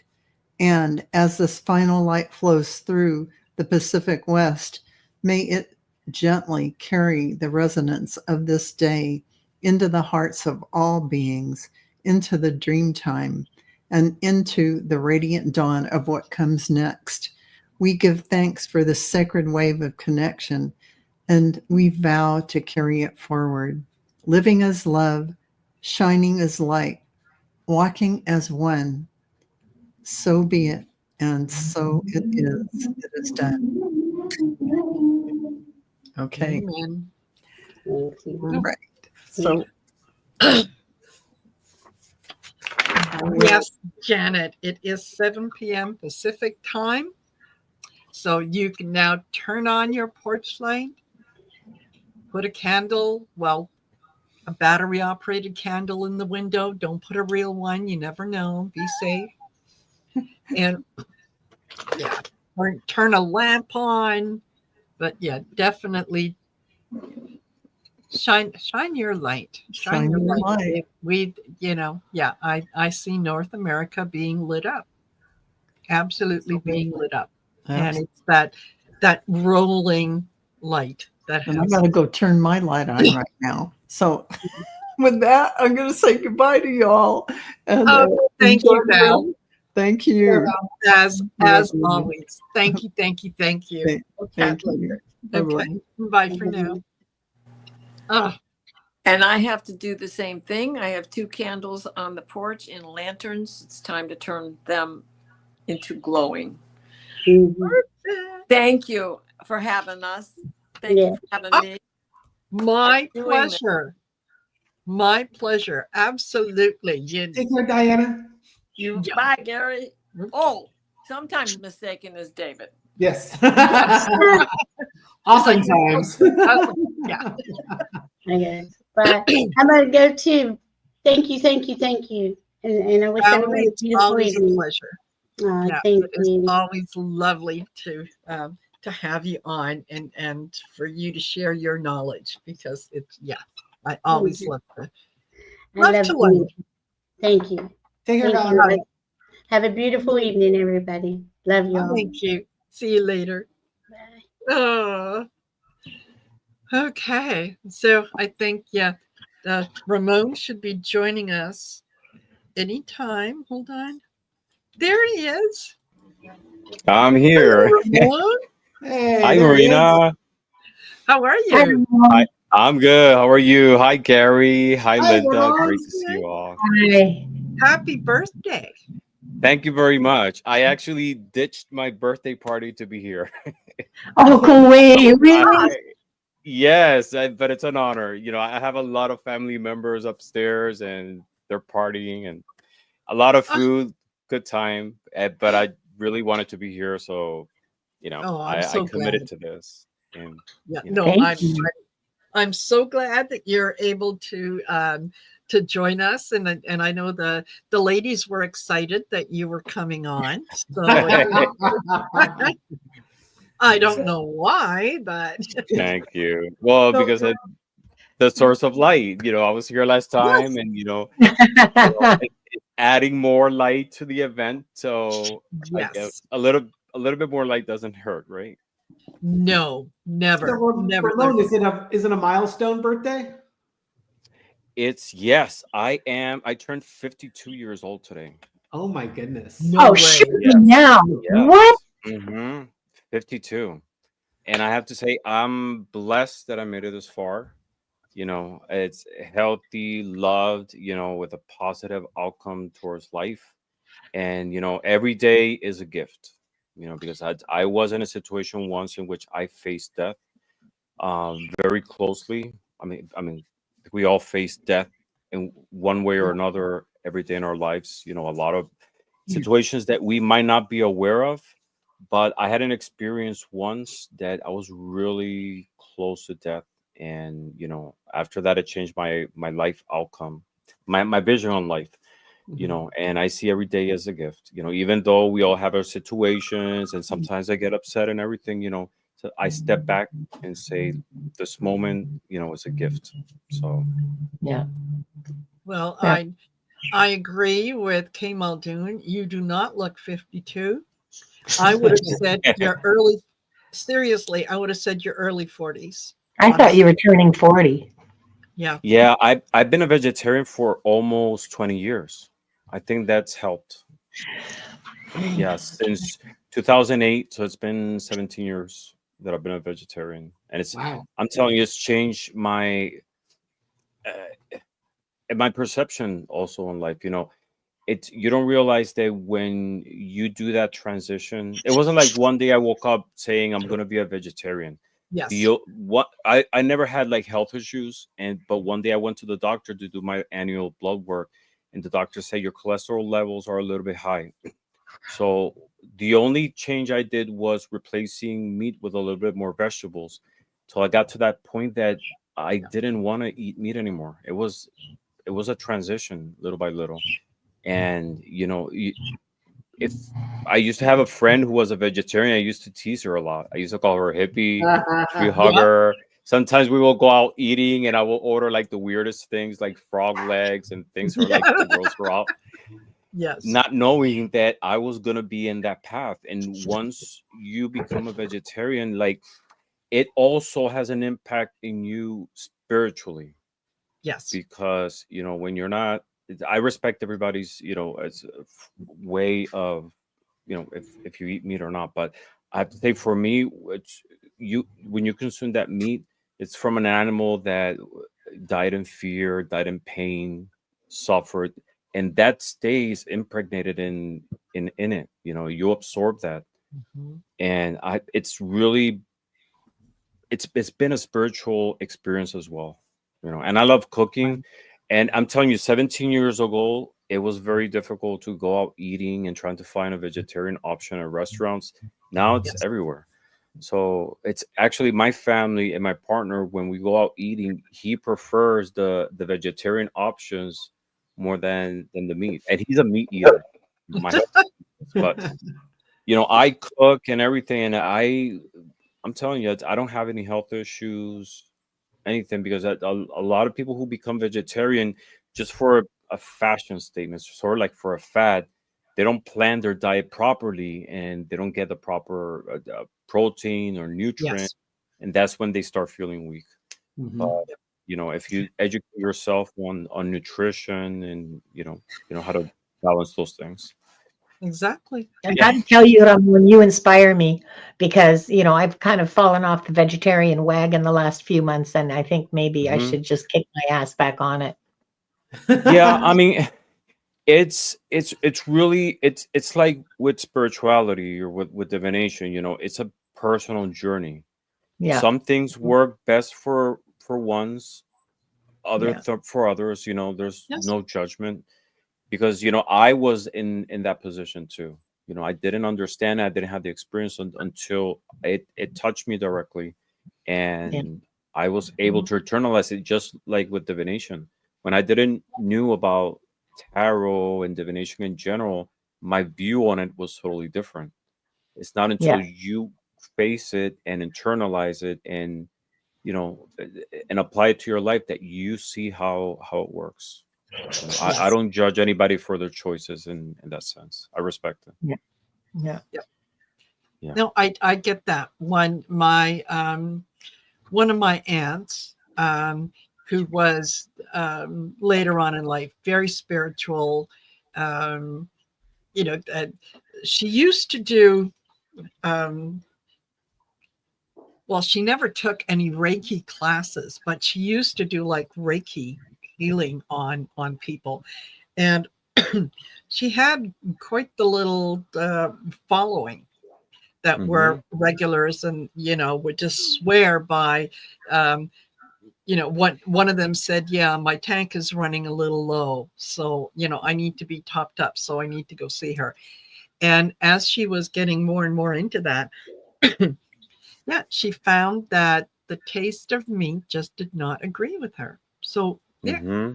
it took a few years, but she ended up, yeah, being a vegetarian. Yeah, So definitely. And it takes a lot of different forms. Like I said, it's a personal mhm, experience. There's some people who don't eat red meat and consume the rest. There's others who just consume fish. Others who consume eggs, milk. What I mean is, yeah, it's what works for you. Yeah, that's it. And it's like I said, I feel blessed that I made it this far. And today, you know, I'm surrounded by family members and, you know, having a good time. But I took the time sort of like to pause and meditate on the years that passed, you know, on the years going forward. And, you know, for Shine Your Light, I said, well, what deck should I pull today? So I like to have a reading. And I'm using today the Healing Light Tarot. It's a beautiful deck from Chris Butler, which, by the way, yesterday was his birthday. Mine is today, May 24th. His was May 23rd yesterday. Wow. Yeah, I don't know if you know him, but he has a couple decks out there. Yeah. Healing Like Tarot. There's a Healing Like Lenormand. He has the Quantum Tarot. Amazing. He's an amazing creator. I'm sorry? I just said he's an amazing creator. He is. He's a beautiful person too. He's a great person, very, very clever. You know, and I pulled 3 cards for myself, and you know, the first card I got like off the bat was the Two of Wands, you know. And for me, this is like planning, new directions, going forward. And that doesn't just apply today. You know, today is a special day because, you know, it's a milestone looking ahead. But Yes. that's us every day. We should always have like a direction where to go, right? A plan, a vision, because that's what gives us inspiration. That's what helps us plan, like incorporate other things within that. And then the second card I pulled is Strength. That says it all. You know, this is power. This is courage. It's an inner compass as well that gives you that conviction, which in connection with this one gives you that inspiration to go ahead. And then the third card is the Hangman. Look how beautiful that card is. Yeah. Right. And this is about acceptance, letting go of the things that, you know, sometimes we plan and they never materialize. And we get to that point in which we feel frustrated, but we have to understand that maybe it wasn't meant to be at that time. Maybe going ahead, it will be. But it's also gaining perspective on which way to go. So, you know, I just pulled those 3 cards, you know, connected with my spiritual guys, pulled those 3 cards, and it was a beautiful message to kind of like end the day, start this, and start a new year. Yeah, exactly. And it's a great message for anyone that's here is, look for your path. You know, put things out to the universe that put out that good energy. Have the strength of belief that it is coming to you, because it is. And then, and what was the last card that you got? The Hangman. The Hangman. Yeah. Be willing to see things from a different perspective, right? Be willing Acceptance, to let go you know. of those things that no longer resonate with you, that might have resonated, might have been a truth for you a while ago that, you know, needs to be changed. It's okay. And I think and we all have that. And I have like plans in it, which I envision in my life. And now I look back and I was like, no, I'm glad that didn't work out because, you know, it wasn't the right thing for me. Yeah, exactly. You know, sometimes we ask our guides and divinity for things that we're convinced that they're the best things for us. Yeah. And in reality, we look back and they're not. You exactly. know, you know, I love animals, and I have 2 tarantulas, and one of them escaped. I love spiders. One of them recently escaped. You know, and I was like, it was a couple days of agony, not because I'm scared of them. It's just because I was concerned that I was going to suffer, you know, being dehydrated and stuff. And I sort of like put myself in the perspective of the tarantula, right? And kind of like looked at it parallel to us humans.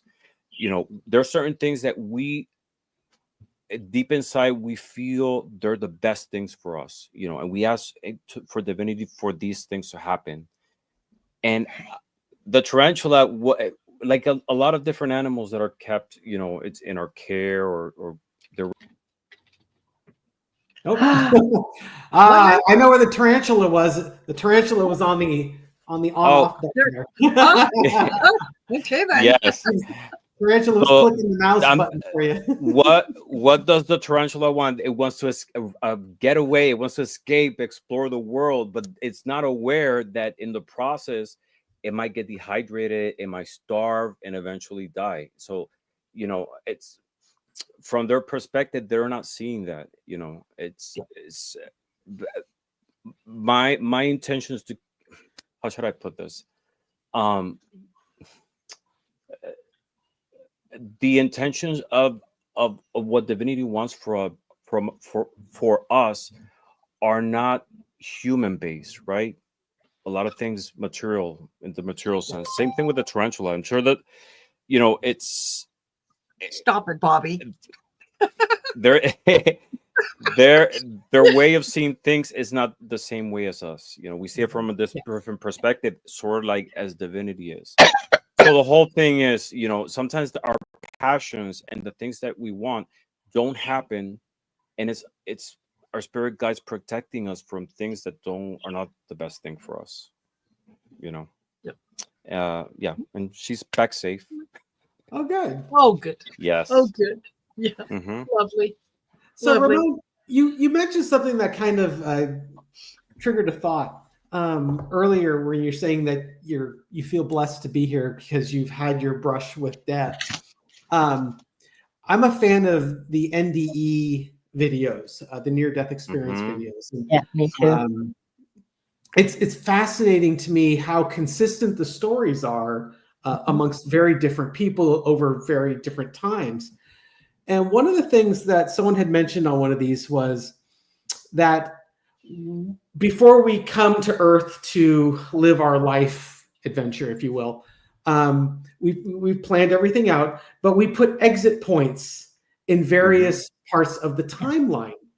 And I could think, at least in my lifetime, two very distinct exit points that I guess I chose to bypass at that time. One was when I was in my mid-30s. I had just gotten divorced, and there was a group of us that would go swimming out in the Pacific. And one day the waves were just a little bit, there was a lot, they call them scratchers. There's just a lot of breaking waves. They're not tall waves, but they just keep rolling in on you. And I was trying to get out past the breakers and out into the smoother part of the ocean. And I was getting really fatigued. And I remember thinking to myself, I don't think I really want to die just because I want to go swim in the ocean today. And I pulled it, you know, I do something I never do. I gave up, and I just swam back to shore and said, okay, you know what? It's just not happening today. The other time was my wife and I had gone out to dinner. We were meeting some friends over in the East Bay, and we were in her car, and we were on a 2-lane road, 1 lane each direction. And we were right on time for getting to the restaurant. We were a mile away, and the 2-lane road goes right by the San Francisco Bay. And I had this clear, beautiful stretch of road ahead of me. My wife's car was a Jaguar at the time. And it's just like, oh, wow, I could just totally let this car stretch its legs out. But that's all right. We'll go easy. And, you know, there's no big rush. Well, 5-10 seconds later, there was a truck coming our direction, the oncoming direction. And these kids in an SUV swing out over the double yellow line to pass this guy in this landscaping truck.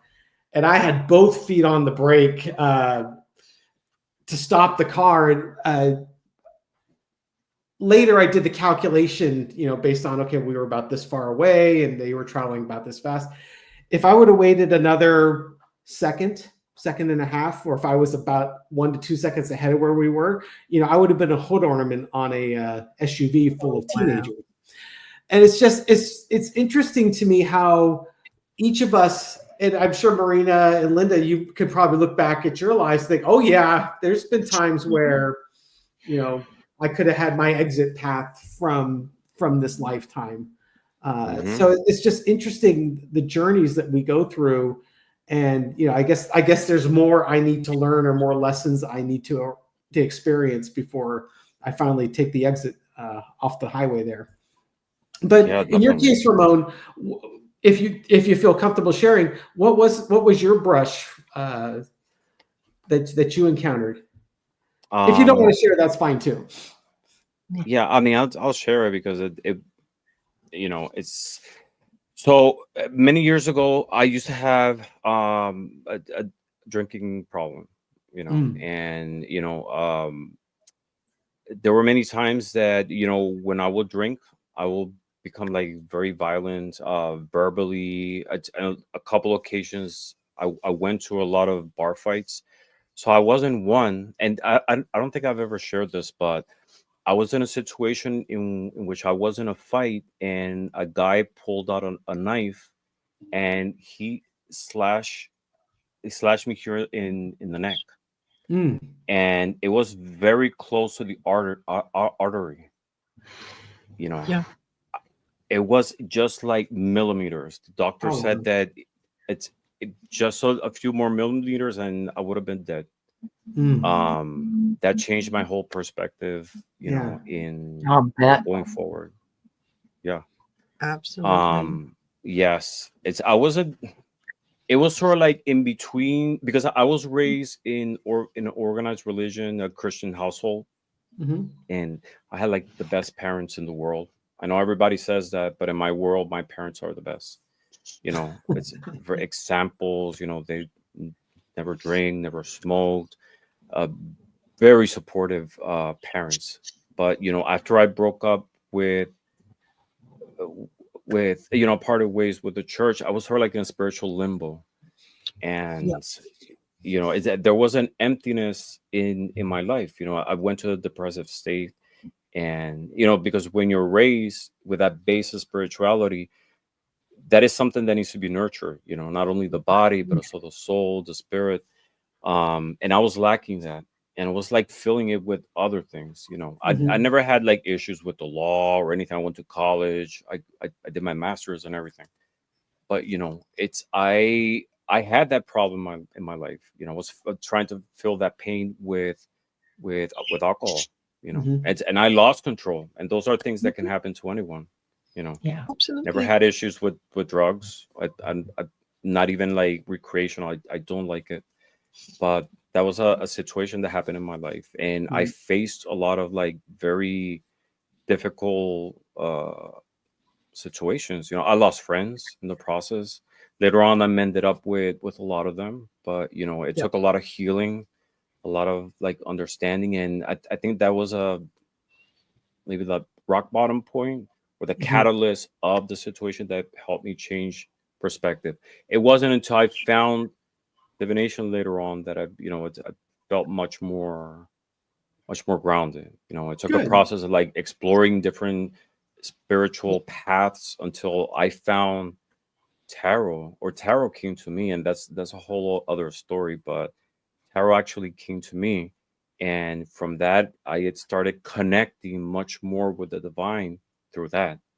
You know, surprise, believe it or not. Now my belief in the divine has been much more stronger, much more tangible through the path of divination. That's why Wonderful. I totally support it. Great. Absolutely. Perfect. Yeah. And Perfect. then after that, I had other situations in which, it's the divine has intervened on moments that I was also very close to death. And one of them was one night. I have one of my spiritual guides is Santa Muerte, and I have an altar here at home. And I'm actually doing a show with Bobby Fierro on May 31st.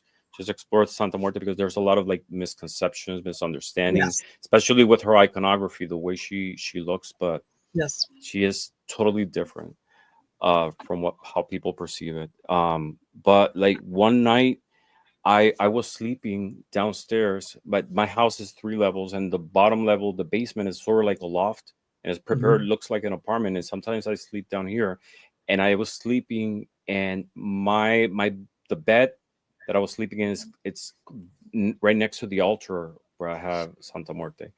And one night I was sleeping, and I felt like this tap in my head, and I woke up like, I don't know, scared, because I didn't know who actually touched me, because I actually felt it.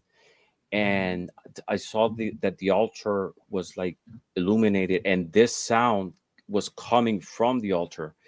And I took it that a sign to like wake up and check. And at that moment, my partner, who was on the third floor, came downstairs, and there was a gas leak in the house.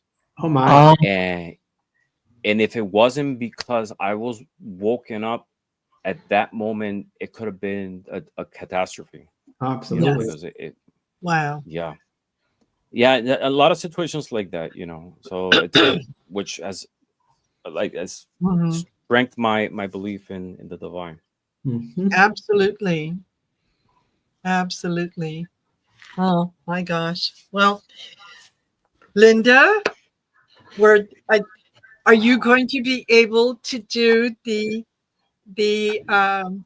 sort of closing and do the Akashic healing?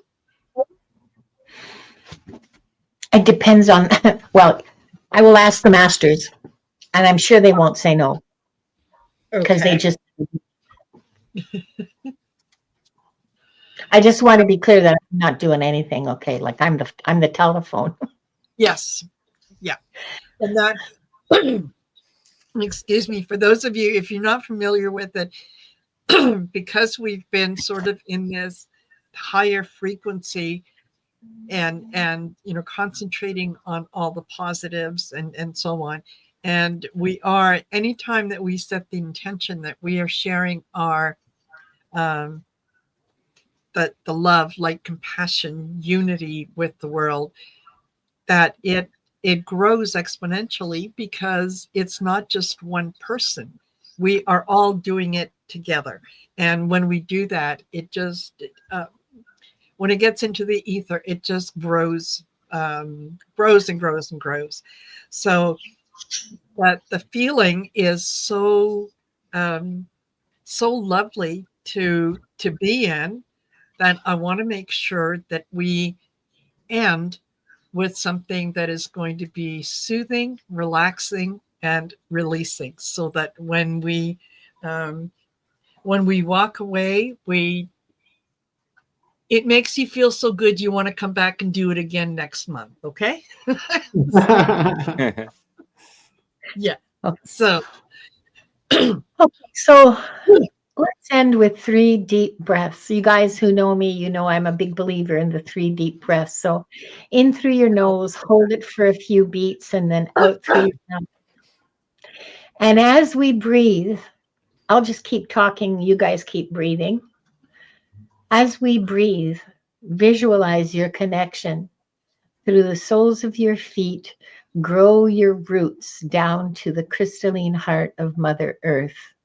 Connect yourself there. Allow the energies to mingle, to roll up into your body, to take away all of the negativity, all of the stress, all of the sorrow and the bad feelings, and roll them back down again into Mother Earth. Now, through the crown of your head, through the top of your head, connect to the divine light. You are now suspended between divine and earth. There is a channel of energy going right through all of your chakras, suspending you in the universe, connecting you to the divine and connecting you to Mother Earth.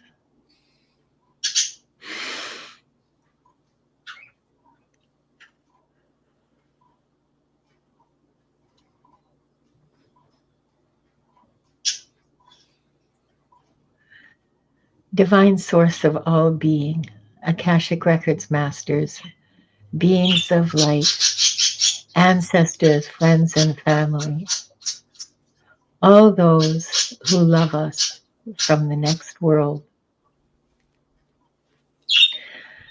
We are here in love and service to humanity. We are here in love and service to each other.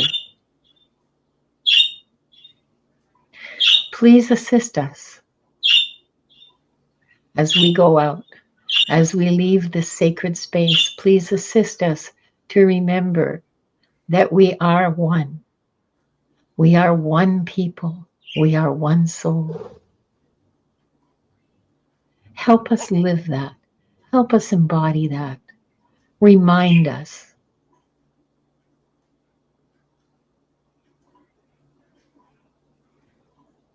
Help us heal that which is in our way.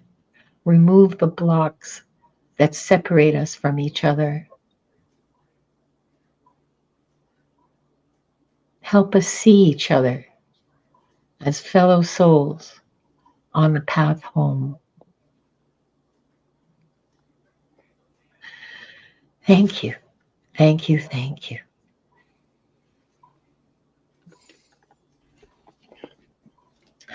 Oh, Marina's not back yet. I guess I should have gone on a little longer. It's beautiful. No, I'm here. I'm here. What did I do? I just Nothing. Sorry. Nothing. Nothing. No, Sorry. That was fabulous. It's beautiful. Yeah. That we say we are one.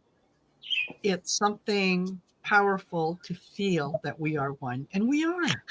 Yes. Oh, We yes. are. It's incredibly powerful. To really connect with that feeling, to really understand, I don't understand it. I shouldn't say that, but to really connect with that feeling, that is really big magic. That is like huge freaking magic, man. It is. It is that that just lifts me to another Oh, level. you're in the stratosphere, Marina. Where's the Yes. chocolate? Yes. Yes, I felt that suspension. Like it was Yes. like so relaxing and divine. It was amazing. Thank you. Well, I'm glad you Absolutely. enjoyed it. I'm glad it was effective. It was. Yes, Playla. It's my favorite way of getting into a meditative space is to visualize myself like between heaven and earth, the divine and my mother, the planet Earth, and to just be there in space. It just is an amazing feeling. And it was it's my favorite. It's my favorite. And I'm sharing it with all of you. It took me back to the last card that I Yes. That echoed in my I was feeling it like that at that moment. Yeah. Oh, yeah. There's absolutely an echo there, a shadow, not a shadow, an echo. Yeah. Yeah, holding space. Exactly. That's right. Play Love. Remember, that's holding space, baby.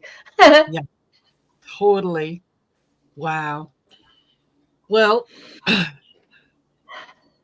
on that wonderful feeling, and I'm going to spend the next few hours just in this wonderful feeling. Oh, great. So, thank you everyone for joining us. Thank you for being here. Thank you for shining your light with everyone out there, anywhere in the world that needs it. Oh, Jonathan, thank you. I'm totally seeing a glowing butterfly sitting on Marina's third eye. I see it too. Thank you. Oh my gosh. Yeah, it's right there. Perfect. And I'm getting body chills, total body chills. Oh, all right, everyone. Again, thank you for being here. Thank you for sharing the space and the light and all that good stuff. And we'll see you next month. And we'll do this again. We'll sit in this beautiful energy again. So, and Linda and Ramon and Gary, thank you for being here. Thank you for having us. Thank Thank you for you. having us. Yeah. This is a lot of fun. Very healing. Perfect. A real privilege. Thank you. All right, Thank everyone. you, everybody, for joining us. Yes. Have a great rest of your day and weekend. Blessings Take to care, all. folks.